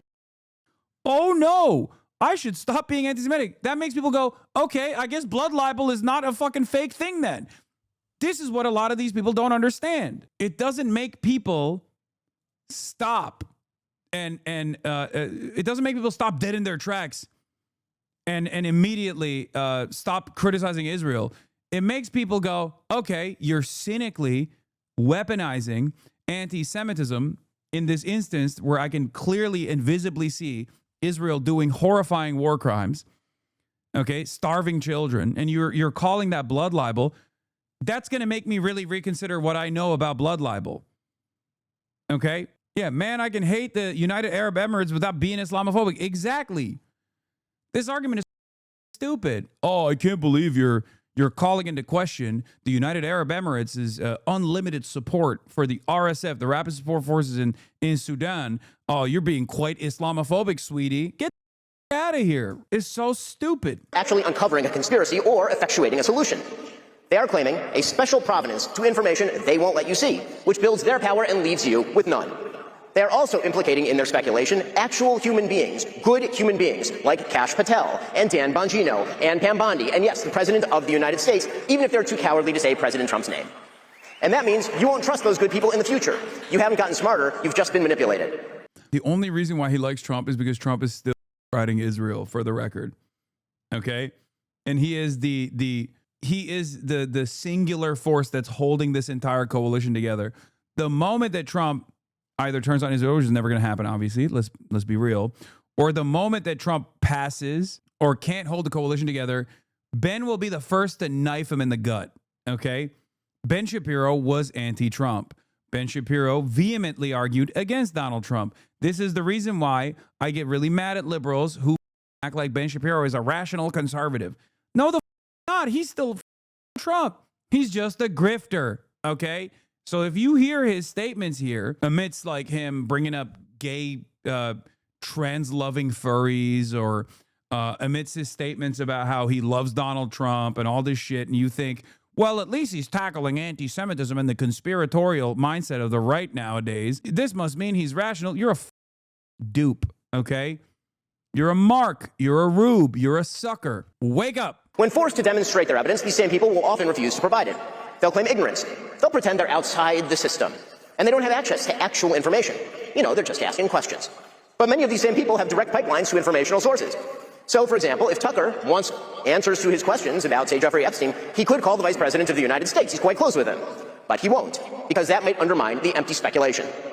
None of this means there aren't actual real... Nope, there's truth to what he's saying here as well. But the reason why he doesn't do that is because he wants to keep being friends with the vice president. Just like the same reason as to why you keep bringing up Donald Trump, even though we know you despise him, because you're a violinist who grew up in Los Angeles and went to UCLA and then Harvard, and you are very much the effete liberal, except for your worldview, your horrifying, morally repugnant worldview. Every other aspect of your life, you are liberal through and through. You despise the anti-intellectual right-wingers. You don't like Donald Trump. You've never liked Donald Trump, but you have to sit there and act like you love Donald Trump all the goddamn time. Nah, he likes him now. He's hollowed out. No, the saddest thing I ever saw was Ben Shapiro trying to grift with like a maximum right-wing perspective, demanding Derek Chauvin get released or pardoned. Okay? That's when I was like, this motherfucker's heart is not in it, okay? He was like, hey, guys, I know everyone keeps saying I'm a Jew, and also I love Israel, and no one wants to watch me anymore. But look, I'm being racist. Come on. Yeah, Derek Chauvin. We need to release him now. Please, can you watch me? And that video got like 50,000 views. I don't like it. I'm feeling under attack. Quite pathetic. Right-wing influencers recasting Ben Shapiro as a truth teller now that parts of MAGA go anti-Semitic and conspiratorial. Shapiro nurtured them and tolerated racism, including against leftist Jews. He was fine with it until they turned on Israel. Yup. Remember all the good times we had? I also hate seeing black people in television commercials. Remember that? Come on. We hate Muslims, right? You bad. Conspiracies in the world, of course there are. But actual conspiracies require actual evidence. Yes, there was a Russiagate conspiracy, and we know the names of the people involved and what they did. We know Hillary Clinton and Fusion GPS and James Comey and Loretta Lynch and Adam Schiff. We know all of those people. Yes, there was a COVID-19 conspiracy. We know that Anthony Fauci worked to shut down alternative solutions from people like Jay Bhattacharya. But when people posit a conspiracy and then provide you no evidence... Again, he's... Dude. Rational right-winger, okay? Rational right-winger. Oh, come on. You know the COVID conspiracies. I'm a rational right-winger. You know his ass got every vaccine, okay? That's what I mean. You got every vaccine. Your children are vaccinated. You're vaccinated. Shut the up, okay? Shut your up. You got vaccinated like a mother. You have more vaccines than I do, probably. Get out of here. There's a difference. Like Rupert Murdoch, for example, unleashed the faucet of anti-vax conspiracies. But I know for a fact from people that were working at his goddamn vineyard that he sheltered himself away from public eye during COVID because he was so terrified of dying to COVID. I know for a fact that all the vaccines, all of those rich right-wingers who run media empires, including Donald Trump, as a matter of fact, have gotten all the vaccines. They just keep telling dumb that want to hear anti-vaxxer sentiment, okay? Turning Point Amfest Convention is getting ugly on night 2. Steve Bannon says Ben Shapiro was always jealous of Charlie Kirk and will try to take over TPUSA. Ben Shapiro's like a cancer, and that cancer spreads. Ooh, so good. Oh, my God. This is so stupid. Oh, this is exactly oh, my God. All my wishes are coming true. Oh, it's so good. The girlies are fighting. Oh, I love this. They are doing you a fundamental disservice, and they are making you stupider in the process. Finally, because it is our job. RFK, probably the only guy who's not vaccinated in the admin. Yeah, RFK is a real one. He gets different kinds of vaccines, but and definitely experiments with peptides and shit, but he is not getting that COVID vax, okay? I do believe that he is not vaccinated. To make the lives of our audience better, right? That's really our job, is to give you more information to make your lives better. We have a duty to propose solutions. That's why we have to talk about our problems in order to find the solutions. That's what politics was supposed to be about, after all, finding solutions to our common problems. If we speak endlessly about the problems we face, without ever positing a solution other than wrecking the system or centralizing power in a cult-like figure, we are not finding solutions. We are merely making problems worse. Trump? Just asking questions, positing vague conspiracies, raving like Alex Jones about the secret confederacies that control your life. None of it makes your life better. None of it. In fact, it makes your life markedly worse. That's because if you... Brother, everything you're saying is at the heart of the conservative mindset. Everything that he's complaining about is like including some of the most prominent fixtures of the modern American right that he is directly attacking, or even like the first principles and common ways of organizing.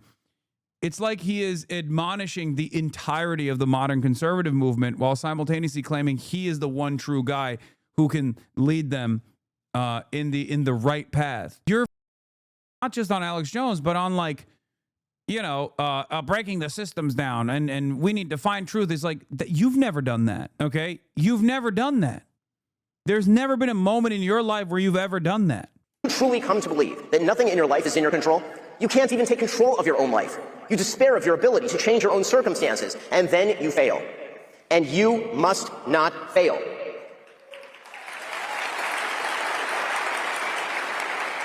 Because here is the most fundamental truth of all in the United States. For all of its problems, many of which, a huge number of which, are real and serious, the United States is still the greatest bit of that begins with truth. We owe you that quest for truth. You owe yourselves that quest for truth. And true victory only, Constitution ever devised by man. Thanks so much. Happy to take a couple questions. Half people are just like literally doing the Alex Jones Jew questioning, which is not even a question at all, for the record, from this point on. At least the stuff that I saw. You know the video I'm talking about with Alex Jones? That's basically the TPOSA conference questionnaire. And they get really, the groiper that asks them questions are so, like, they get so excited. They're so dumb. For the record, Ben Shapiro does actually handle the USS Liberty thing pretty well. You know, I will give him that. He actually handled it better than Charlie Kirk did. When Charlie Kirk used to be faced with that question, Charlie Kirk would be like, that's a conspiracy, and we don't entertain conspiracy theories at Turning Point USA. At least Ben has like an actual argument to be like, it was a mistake. Israel had no idea that it was an American vessel. And after the first barrage of fire, the flags fell off the ship. And that's why they kept firing and kept killing the American Navy people. Oh yeah, this is the clip that was talking about. Labeling Jew. That's the TPUSA conference Ben Shapiro questionnaire part. Okay, that's literally that. Straight up. Why, therefore, did you call irrelevant the Israeli attack in 1967 on the USS Liberty, which left dozens of American servicemen dead and hundreds? I can sense his like nervousness. Come on, Groiper. Like, you can't be this afraid of a 5'4" Jewish man, right? If you're the master race, you cannot be that afraid. Here, this is a better video of the incident because the other one, the audio is too low. The USS Liberty, which left dozens of American servicemen dead and hundreds wounded. So what I actually said is that if we're looking at modern Israeli-American relations, looking at an attack that happened mistakenly by multiple Navy reports, multiple Israeli reports, and all available evidence, and using that attack in order to undermine today's relations between Israel and America, that's irrelevant. As irrelevant as it would be to cite a piece of evidence from World War II or from 1776 to define America's relations with, for example, Great Britain or Germany today. Yeah, totally. Because Israel overextending Israel routinely overextending its hand is not commonplace. Is still to this day. You're right, Ben. This is an idiotic counter, right? Now, it's an idiotic counter because like England is America's blood boy at this point. Okay, obviously the dynamic has changed dramatically, but with Israel and America, the allegiance has worsened. Like the Israeli side in this ongoing relationship has demanded more and more and given back less, and has routinely done stuff that is at odds with the interests of American citizens, literally killing American citizens, not just killing American soldiers, but just American civilians with regular frequency. So, of course, this counter this counter comparison between like England and America and the dynamic between the two is idiotic. That does not mean that the attack wasn't horrible for the Americans involved, that it wasn't bloody and terrible. The Israeli government paid reparations to the people who were killed. If you look at the actual military record of what happened on the USS Liberty. And that's the reason why the Groiper actually doesn't have a really good response to what Ben Shapiro is saying, because the Groiper is there to simply go like this. Chew on every. And that's the reason why he fails in responding to Ben Shapiro, because that's his goal. His goal isn't to like actually, he doesn't have like a fully fleshed out worldview here. He hasn't really fully comprehended why this allegiance between Israel and America is damaging beyond like what 12 of our best Navy soldiers were killed in 1967. You sound like a moron. That's a mere that's a simple example of the continued dynamic that has only worsened throughout time. Your anti-Zionism, if it's not genuine, if it's simply a vehicle to launch anti-Semitic attacks, is always going to fall short in front of someone like Ben Shapiro. Did you say Israel killed Americans? When? Plenty of Americans have been killed, both in the West Bank and also in Gaza since October 7. There are very notorious incidents of supposed peacetime American slayings in the hands of Israel as well, like Rachel Corrie and whatnot. But Israel arrests American citizens. Israel kills American citizens all the time. High-profile ones, as well as, dual citizens who have Palestinian citizenship as well, or even directly American citizens. It was clearly a mistaken and tragic attack.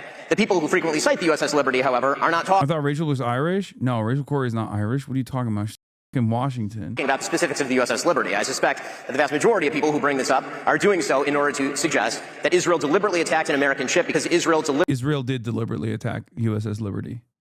for the record, 100%. Anyway, let's continue. Deliberately wants to harm America. It is connected generally with What's next? You mean to tell me Israel deliberately ran Rachel Corrie, an American citizen from Washington State, over with a bulldozer?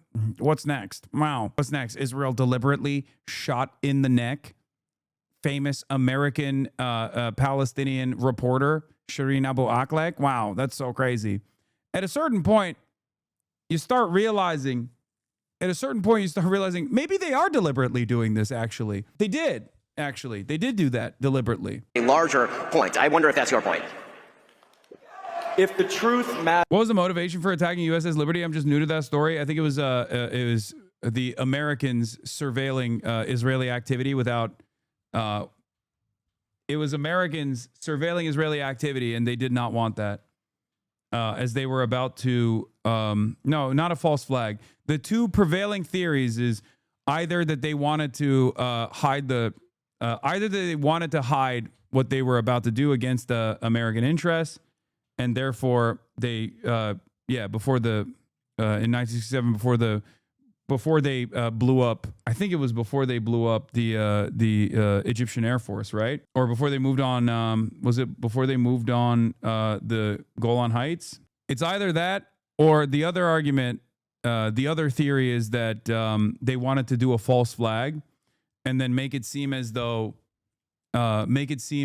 someone else had blown up the American ship. But I don't think the false flag one is that. I don't think the false flag argument holds a lot of weight because they didn't even blow up the ship. There were plenty of survivors.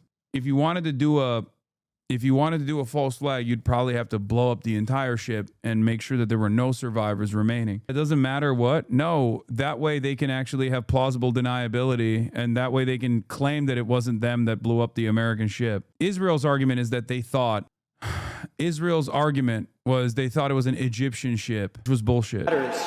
Then the Israeli government must be held accountable for that. The American government did also literally hide the incident and also go along with the Israeli conspiracy. Attack. The American flag was flying on that ship. You do not mistake an American ship for a foreign one when our flag is flying. So, and we can spend the rest of the time talking about the specifics of the U.S. Liberty attack, or you can actually go look at the naval investigations that were done, multiple naval investigations that were done.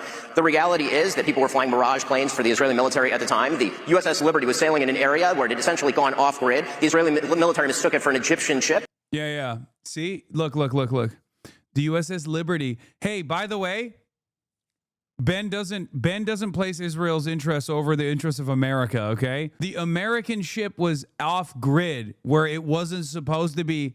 It was where it wasn't supposed to be. Oh, really? That's so interesting, Ben. Oh, did they apologize to poor Israel for having the ship get blown up? The f do you mean the American ship was off grid and wasn't sailing in the waters that it was supposed to be? It's the American Navy, dumbass.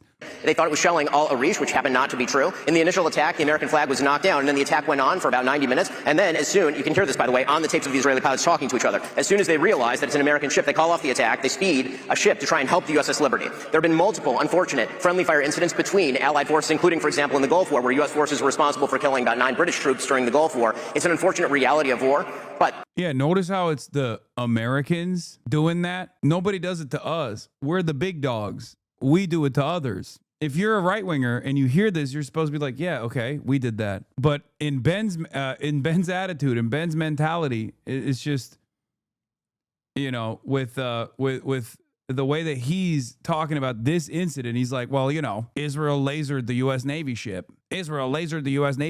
And they felt really bad right after.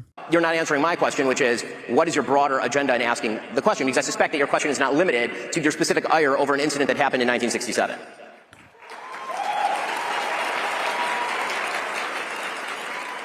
I think we should question any foreign country's relationship with our government. That's totally fine. Yeah, he flubs it because you don't have your heart in it. He gave you a couple fast-paced. He did the Ben Shapiro technique of just spitting in your face real fast, and you got destroyed. You lost your confidence. You already had no confidence to begin with because you weren't actually invested in having a conversation about Israel. You were just trying to be like, USS Liberty. This is how gripers are, dude. 6 million? I questioned those numbers. And then there's no follow-up. That's it. If your whole purpose there is to just like say the scary thing, yeah, when you go up against someone like Charlie Kirk, who isn't going to entertain it and be like, oh, that's a conspiracy, then you actually have a moment where you kind of won the debate by, making your opponent flub. But Ben Shapiro obviously is going to have the pro-Israel position ready to go. You need to have a counter.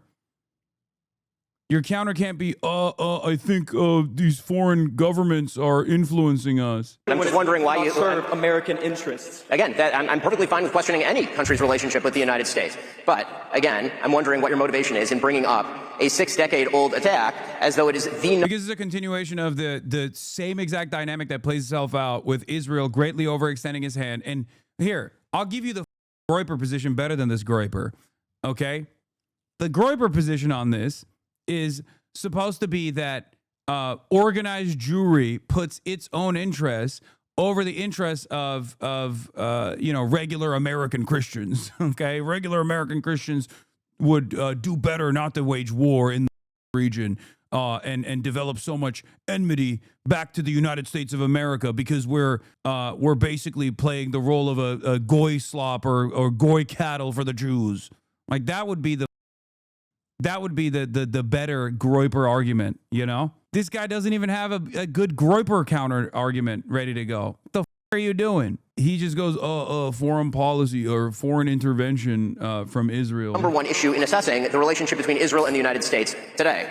Well, many problems. That literally is just another example of how Israel overextends the allegiance that is supposed to be at the behest of American interests in the region.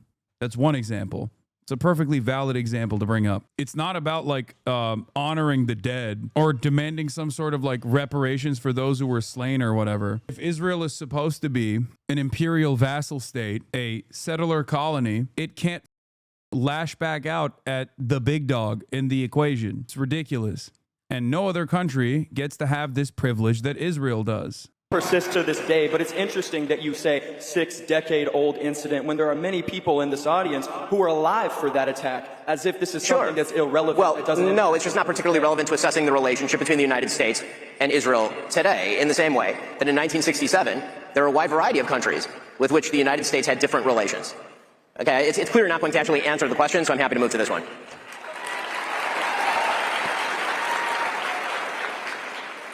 Unfortunately, this will be the last question. Damn. That's it? One Israel question and they move on? That's crazy. He didn't even do a decent enough answer. So Tucker Carlson gets 40 minutes. Ben Shapiro gets 30. Tucker Carlson gets, or longer than that. All right, let's see what Tucker had to say. Tucky boy has takes. I feel like I missed the first part of the program. I hope I didn't miss anything meaningful. But I just want to say, I don't think I did. No, I'm just kidding. I watched it. I laughed. That kind of bitter, sardonic laugh that emerges from you when, like, Upside Down World arrives. When your dog starts doing your taxes and you're like, wait, it's not supposed to work this way. To hear calls for, like, deplatforming and denouncing people at a church. See? Oh, dude, this event is so drama-ridden. It's awesome. Or drama-riddled. This is sick. They're all hitting one another, dude. It's awesome. Tucker goes up right after Ben and immediately is like, Ben Shapiro talking about deplatforming reminds me of my dog doing my taxes. Holy man, they are, whoo! Charlie Kirk event. I'm like, what? This is hilarious. Yeah, this is hilarious. Actually, one of the clips I was listening to myself, thinking as I often do when I hear myself speak, which is never, because I never watch myself, but at these events I always play like the role of you. And I'm like, that guy is pompous. Woo! Sorry about that. We don't see ourselves clearly. But the prediction that, at some point when Republicans took power again, which I did everything I could, to help, and really felt that was important. I still think, I was right. But I really thought that the impulse to deplatform people, or even to use the word platform as a verb, which it's not, it's a noun, don't steal my nouns, deplatform and denounce. Why haven't you denounced somebody else? The whole Red Guard cultural revolution thing that we so hated and feared on the left, that we did everything we could to usher in a new time where you could have an actual debate. I mean, this kind of was the whole point of Charlie Kirk's public life. And I think that he died for it. I really believe that. And I know a lot about it because the last several months of Charlie's life were devoted in part to arguing about this event, in fact, this speech, in fact, my speech here. Also, that's definitely bullshit. Like, a big part of what Charlie was doing was to try to stop the hemorrhaging,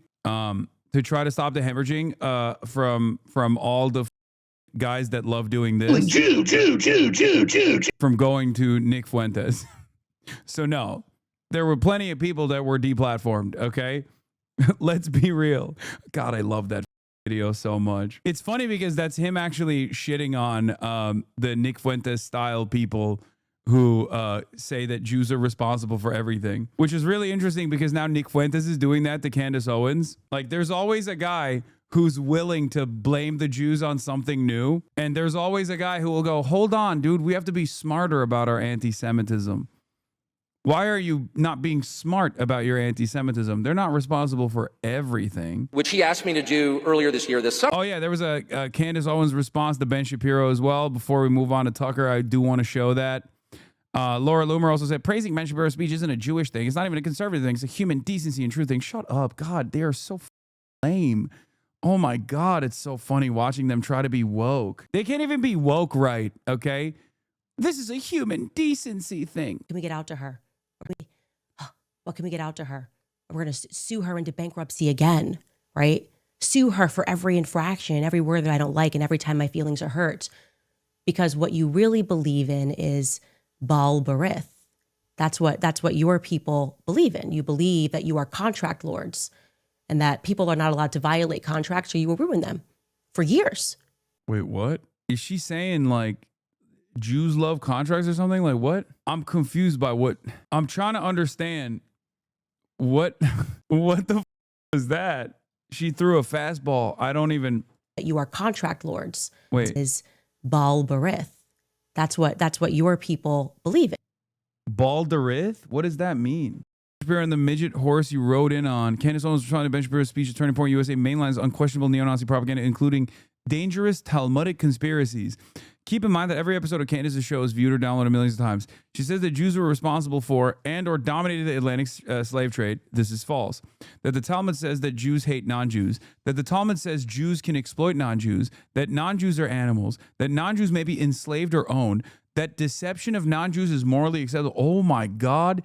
She went full. She holds up a copy of the Talmudic Jew, a book by August Railing, a notorious Jew hater whose work relies on mistranslation, selective quotation, and outright fabrication. Dude, okay. Dude. You know what this reminds me of? Anti-Semites get so invested in hating Jews that they literally learn about shit that the average Jew has no clue about, okay? The Talmud is one of these great examples. Talk to any regular ass Jew in your life, okay? Or a random Jewish person that you encounter in the street. I mean, don't do that because they'll probably get freaked out about if they know what they know what the Talmud is, but if it plays any role in their day-to-day existence, okay? This reminds me of when I learned about the concept of taqiyya as a Muslim who grew up in a Sunni Muslim country. For the first 18 years of my life, I had no idea what taqiyya was until I came to the United States of America and I heard it from a racist right-winger, a racist Islamophobic right-winger who was like, oh, you're practicing taqiyya, okay? It's the same. The Talmud is not even supposed to be like read and interpreted in the way that you would read the Torah, for example, or the way that you would read the Bible. It's supposed to be debated. Right? It's just like arguments. It's ancient arguments written by people with very, very different perspectives and very different opinions on the same issues even at the time. And it's not even supposed to be like, it's not even supposed to be read as is and then followed as a code of conduct, as far as I understand. Not only that, but also the average Jewish person has no idea what's in the Talmud, okay? But anti-Semites will get so invested in shitting on Jewish people that they literally will learn about like deep Jewish lore in the same way that transphobic people will know about the latest and greatest of trans tech, like medical technology and like trans culture in general, before the average trans person knows about it. Like as soon as there's a new lore drop, transphobes are right there. They know everything about it. They're talking about it. They're talking about how like how this is mass adopted, how it's going to destroy Western civilization, all this shit before trans people even know what they're talking about. And it comes from a place of like this pathological obsession. That's what it reminds me of. Like people who just like study that the you know average Jew has no clue about, and make it seem like this is a formative text. She holds up a copy of the Talmudic Jew, a book by August Roehling, a notorious Jew hater whose work relies on mistranslations, selective quotations, and outright fabrication to portray Judaism and the Talmud as inherently immoral and hostile towards non-Jews. The Talmudic Jew is a polemical attack designed to promote collective guilt and conspiracy thinking about Jews. It was widely discredited during Rohling's lifetime. What Candace says in this video are core components of historic and modern neo-Nazi ideology, particularly the long-standing trope that the Talmud functions as a secret rule book governing Jewish behavior towards non-Jews. This rhetoric has been used by anti-Semites and neo-Nazis for over a century to destroy the reputation of Jews and to radicalize people into committing violence against Jews. Candace invokes the idea of Jews as contract lords, a coded allegation that Jews control or dominate others through contracts and legal agreements.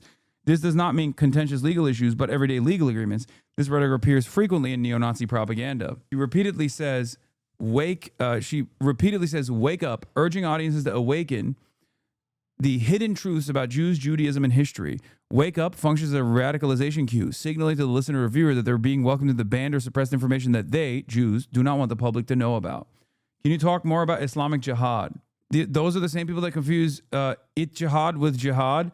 I mean, yeah, I'm not even going to get into it, but yes, it's a group of people that Islamophobes are also the type of people that literally will like look at random surahs from the Quran, misunderstand it, and then make it their entire life's mission to be like, this is what you believe. Okay, this places Jews in the role of deceptive actors who are hiding the truth while making the listener and viewer feel enlightened. I am done with it. This one is so fully off of the mother effing plantation. Truly, Ben Shapiro, you and the midget horse that you rode in on. And I say that on behalf of the world. I know you're going to get applauded by Konstantin Kisin and Andrew Christ is King Clavin and all of the people, the men who have to keep applauding what you do like you're a 4-year-old to make you feel good. But the rest of the world can't stand you. You're obnoxious. The Talmud has some wild stuff in it, but it literally was just first asking questions, but actually meant it. Yeah, it's ridiculous. Have you never spoken to a Jewish person before? Like it's not a real guiding, it's not a real thing that guides everyday Jews in their day-to-day existence. Jews can lie to Goyim though. Okay, dude, sure. Yeah, everyone can lie to everybody. I don't think that's like what religious doctrine do people actually follow to a T, okay? If you're saying this, and let's say you're a Christian, for example, do you follow all the Christian doctrine to a T?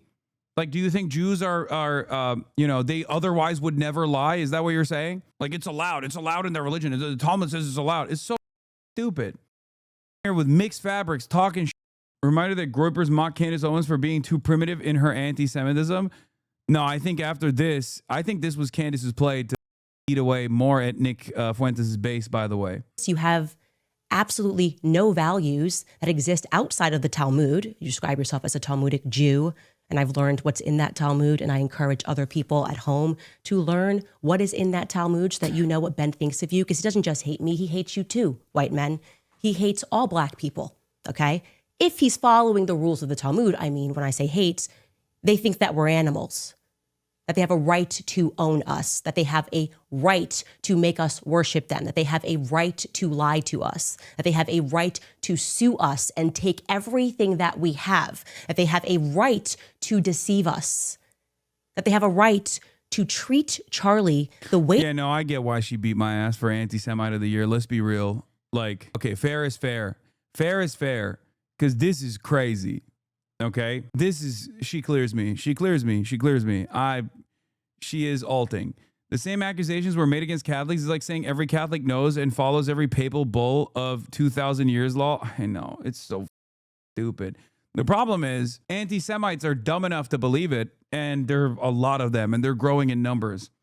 And this is like a secret new information for them. You know what I mean? And millions of people watched her live stream. This is from earlier today.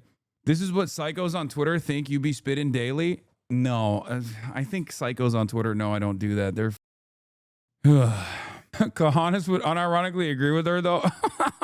Okay, fair, but they're Kahanas. Yes, they're the maximum Jewish supremacist fascists. So there's not a thing, you know? Yeah, no shit.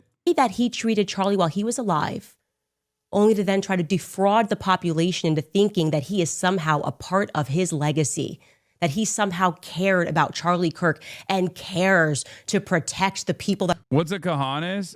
Followers of Meyer Kahan, who is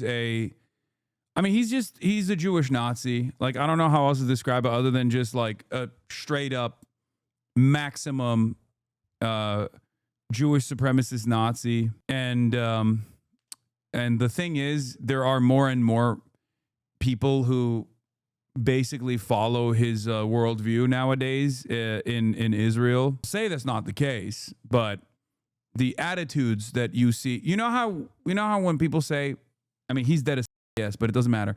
You know how when people say, oh, dude, the translate from Hebrew function has really like redefined the genre of seeing Hitlerian text in 2025.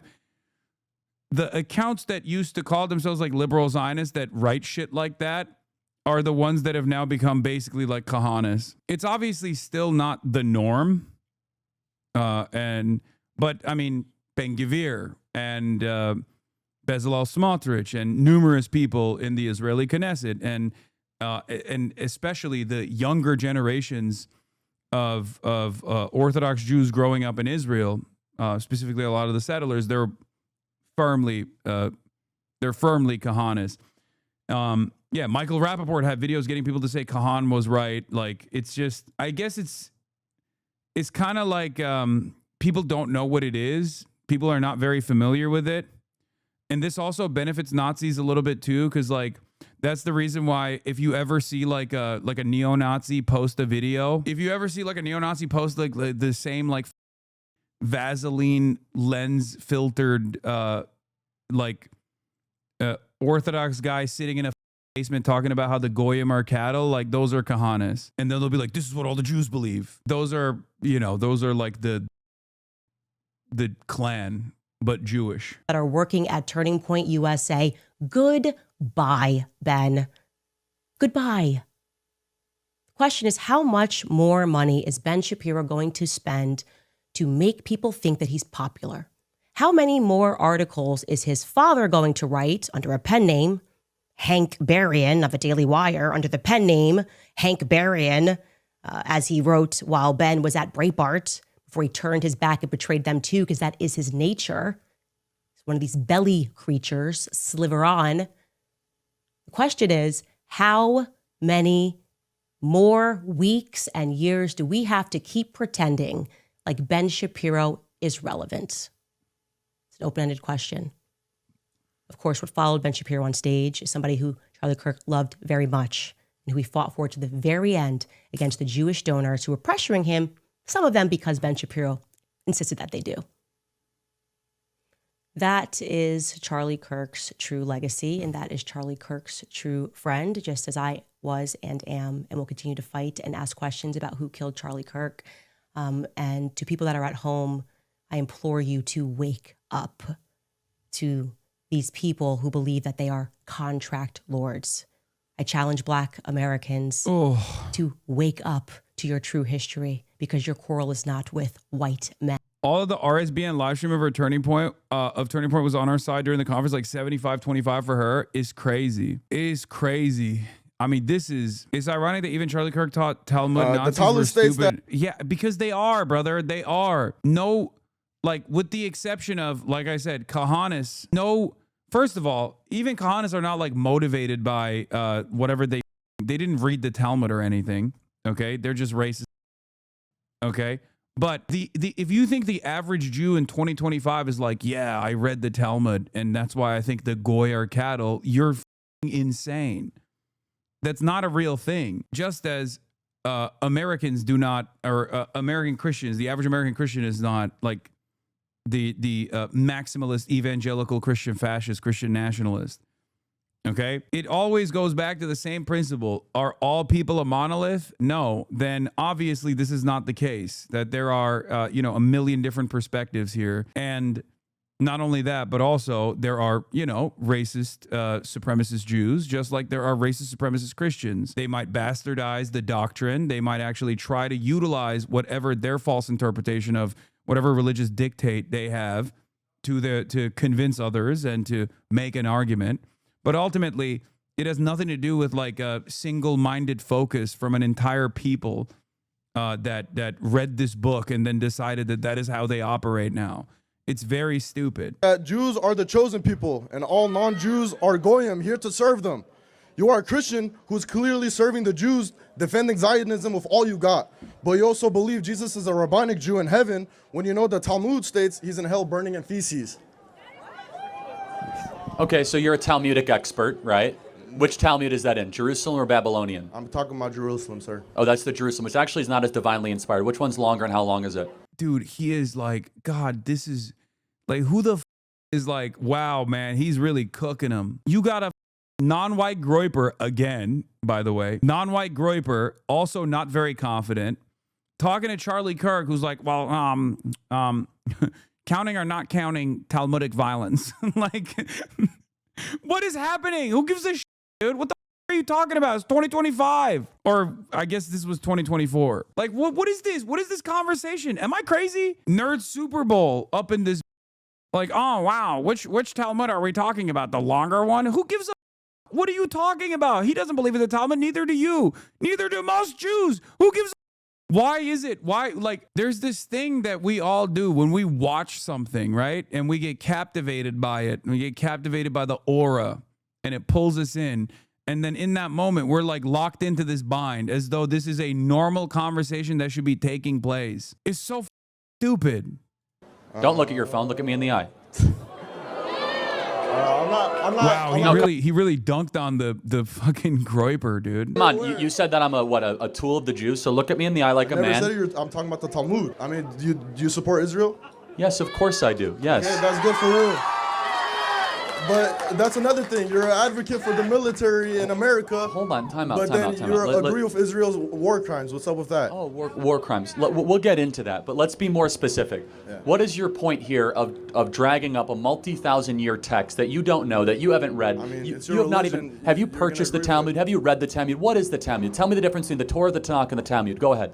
I don't know. Oh, you don't know. That's pretty important. Time out. So what you did is you cherry-picked something on the internet that makes Jews look bad, but you can't tell me the difference between the Torah and the Tanakh and the Talmud. I'm not trying to make the Jews look bad. No, this is ridiculous. This is for clickbait. Let me tell you the difference. The Torah is the books that we as Christians... There's questions like, what if your butter touches bacon and a woman uses it? Should the woman be punished? It's insane. People are talking about it. Excuse me. That's a very important motivating principle for many American Jews in 2025, actually. Acknowledge Genesis, Exodus, Leviticus, Numbers, and Deuteronomy, the most holy scriptures in Judaism. The Tanakh is also our Old Testament, right? That's Joshua, Judges, 1st and 2nd Kings, Hezekiah, Nehemiah, Ezekiel. The Talmud are rabbinic debates spanning over 500 years, of which there's the Babylonian and the Jerusalem Talmud. The Babylonian's actually more inspired, it's 2.5 million words. The Jerusalem is lesser inspired, and they disagree on all sorts of stuff, and they pick it up. Those are people that would say, well, I disagree with that. No, but hold on a second. But it's very important. You don't even know the stuff that you're bringing up to this event. That's why I'm asking you. No. It's okay, fine. You out-nerded him, Charlie. No, it's just like, I don't want to, this is the type of shit that I'm just like, I'm not into this at all. You can always be like, nah, I don't care about this. Like, I don't care about this. I don't think you actually care about this. This is a ridiculous conversation that we're having right now. Like, who gives a dude? Shut up. It's really important because what you're trying is like this context, you're a tool of the Jews, and I read this thing, but let's just make this very clear. Sir, it's a agree to a disagreement. I'm not here It's not agree to disagreement. It's very clear is that you don't even know the stuff you're bringing up to make someone look bad. The fact Jesus was described in that way in the first place is haunting. It is still used today. The man was unbelievably brilliant. What a mind he had. People like Charlie will say this and turn around and do the exact same thing with Islam. It just shows that their Islamophobia is so disingenuous. Oh, 100%. Exactly. Anyway, there's more with the Candace Owens stuff. Okay. Wake up to who publishes these books and keeps us warring with one another. Christians versus Christians, right? Christians versus Muslims. Wake up and learn the true history of slavery, because that wasn't exactly a white men sport, okay? Jewish people were the ones that were trading us. Jewish people were in control. Oh, brother. Slavery wasn't a white men's sport. That's nutty. Of the slave trade. They've buried a lot of it, but it's there and you can find it. I think all of us. What? Islam will never be in cause of history. You cannot reconcile white supremacy and Islam. Need to wake up to this because it's making me absolutely sick that he is so bold that he dare sit near Charlie Kirk's chair, that he dare grace that stage when Charlie Kirk knew. Has the ADL even said anything about this? No, they're too busy getting. I'm visible. Dude, they're too busy yelling at Zohran Mamdani for hiring someone who said, and I can't even say, like, she said anti-Semitic shit in like 2011 on Twitter, okay, but nothing like what Candace is talking about, like just making like Jew jokes, right? Except that woman is now married to a Jewish man and has Jewish children, and it was back in 2011, right? And is you know, doesn't believe in any of those things, obviously. That's who the ADL is worried about, though. Trying to get a win off of, trying to score a W off of Zohran. That's not even a joke. They literally did that. They got their first scalp. The ADL got their first scalp, the ADL of New York. Yeah, they got our cat to step down and apologize. Where was it? Hold on. That's what the ADL is prioritizing right now. The ADL, obviously, but it does raise the question whether Zoran's team found those comments and thought they were insignificant or didn't find those comments, which implies they could have way more situations like in the future. I don't think it's like, I think if you've said some in 2011 and then spent a lifetime since then atoning for things that you've said and are now the mother to Jewish children, I feel like you're probably not anti-Semitic still, right? Like, I don't think it's that. I genuinely don't think, like, if this person was like still maintaining opinions like that, then yeah, you're right. It's totally valid to be like, what the f- are you doing? But there is no way you can't resign in that situation, because then it's just going to be the endless, see, Zoran is racist, Zoran is racist, Zoran is anti-Semitic over and over again. It's like a cynical attack. Here it is. One day after being appointed as Zohran Mamdani's City Hall Director of Appointments, Kat Almond da Costa has tendered her resignation in response to her offensive tweets about Jewish people surfacing. Statements from her and Mamdani. Where are the actual statements? Like, because she did say like, where was it? Hold on. Zohran Mamdani appointee resigns after old anti-Semitic posts resurface. Where is it? Oh, tweeting about money-hungry Jews, something like that. Let's find it. ADL, New York, New Jersey. Oh, here it is. Woo, promoted to the upstairs office today, working alongside these rich Jewish peeps. Money-hungry Jews, shaking my head. Far Rockaway train is the Jew train. That's it. Which is, again, definitely anti-Semitic. Okay? Like, yeah. But it's in 2011. And now she is the mother to Jewish children. Like, yeah, her husband. I saw her husband's tweet. I don't come back to this awful place much these days, but as the Jew who married Kat, I can guarantee she has grown so much since those dumb tweets when she was 19. Her remorse, like everything else about her, is deeply genuine, and she works so hard for a New York City where everyone is safe. That was the first thing I saw about it. The first tweet that I saw about it. I work with her. She's an amazing person. Yeah, I'm sure she is. I mean, she's on the Zoran transition team. Like, there's not... You know, this is the ADL equivalent of that Groyber pulling out the USS Liberty card. Yeah, except there's a lot more emotion when the ADL does stuff like this, especially does stuff like this to Zohran Mamdani. I'm not. Yeah, they're so desperate to try to do guilt by association to Zohran Mamdani that the one person that they can find is now the mother to, is the wife of a Jewish person and the mother to Jewish children who said anti-Semitic stuff that isn't like, you know, the Candace Owens style of anti-Semitism, but like, you know, bottom of the barrel, basic level, level one anti-Semitism, like, oh, Jews are money hungry, that type of shit, which is, again, anti-Semitic. At the age of 19 in 2011, you know, it's ridiculous. It's totally cynical, and it's totally especially coming from the ADL, it's just like, it's bullshit. Okay. So apparently this is what Candace Owens' fan base looks like now. Really shook, as you can see. Tonight's episode, like, I'm shaking. 21,000 likes. Holy moly. And literally, God bless that Mitch guy, dude. Anything you're ever questioning about God, like this, there's no other explanation. This is like a God moment. There is no other explanation. This guy apparently has been through hell for 25, 35 years, whatever it was, of people coming after him and things like this. And then he gets put in this situation. And now it's like he's vindicated. It shows you that, like, God is always faithful. You just have to be patient. It gives me goosebumps. And then on the other end, I'm like so emotional to think that there's like true evil out there, and that, like, I wonder if there was like a time where like Charlie found out or discovered like who she really was. What other reason? I mean, it had to be something so bad that he knew or found out for them to do that to him. But the poor guy, it's like, God rest his soul, because the fact or thinking about him having like this fake life,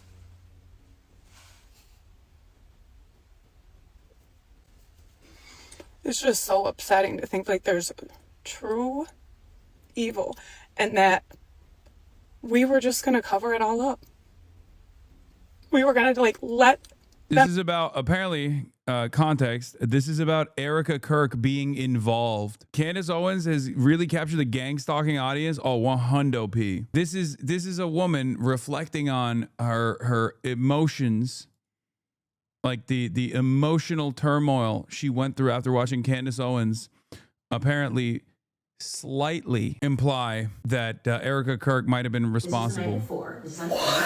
Maybe she was in the hotel. Oh my God. But maybe she was there for You guys hear this? Arizona because she got involved with the military. Erika Kirk was there. I'm shook. Candace Owens, 12/18/2025 podcast. I'm genuinely shook. 170,000 likes on Even TikTok. Candace doesn't want to believe it. And I didn't. Do you hear her? To, She doesn't want to believe it. Then I said to myself, this man has lived through so much. This is the night before. This is Boom. Candace sat with her for hours knowing this. I'm telling you now, Charlie sent her a kill switch because he trusted her. What the dude? Oh my God, the leading. Lock this woman up right now. Erika Shalom. I'll call 911 on Erika Shalom myself. Candace, 12/18 recap. There needs to be 80,000 likes. a warrant out for your arrest immediately. I'm telling y'all, I've just been pacing because I can't believe who he said he saw. He said that. I said, huh? Excuse me, who? What did you say? This was the best episode in a minute. This was going max and Candace barely spoke. So the guy Mitch who emailed Candace about Fort Huachuca saying it was a crazy lead that ties in with the Charlie Kirk investigation said he saw Erika Kirk and Brian Harbaugh, who used to be head of... I'm sorry if I don't. I'm not going to sit here and act like the conservative movement doesn't deserve this. They do. They do. They deserve it. Just a little bit. I mean, this kind of everything up. You know, these are our neighbors. You know what I mean? These are like normies that are hallucinating stuff nowadays. But Low Kirk, the conservative movement kind of deserves it, dude. They do. They do. They really do. They do. You get what you deserve. That's why there are, you know, for every Ben Shapiro, there's like 15 people that have on Ben Shapiro since Ben Shapiro was like, man, we can't do conspiracy theories. It's like, that's the whole thing. That's the whole thing. Groyper drama starting early at Turning Point USA's AmeriFest conference. Blaze host John Doyle, a Fuentes pal turned enemy, scuffles with some Groypers and said he'd really throw down with them if only he was still independent. We have our first banishment of AmeriFest. Fresh, co-host of the Nightmarish Fresh and Fish dating podcast. Fans typically consider Fresh the weaker half to Fit host Myron Gaines, but surely Fresh doesn't deserve to get banned just for bad podcasting. Now Fit from the Fresh and Fit appears to have been banned from the TPSA convention too. And fat.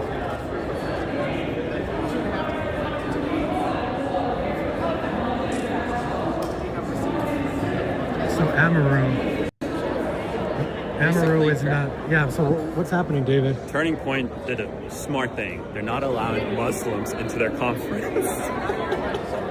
So he's not being allowed in. Ooh, he got the t-shirt on and everything, just standing right Security there.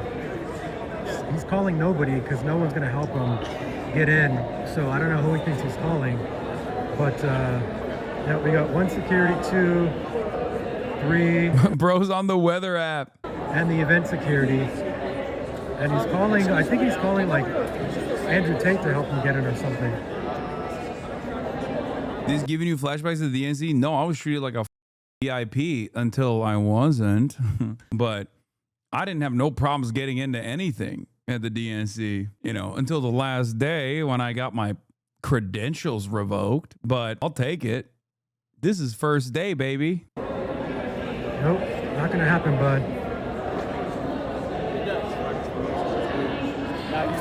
Yeah, bro, I had the same booth that I had. CNN had to pay $500,000 for. You kidding me? Also, I stand by that, Everything that I said at the DNC, all my criticisms, who was right and who was wrong. I think we all know Donald Trump is currently president. So just saying, why did you get kicked?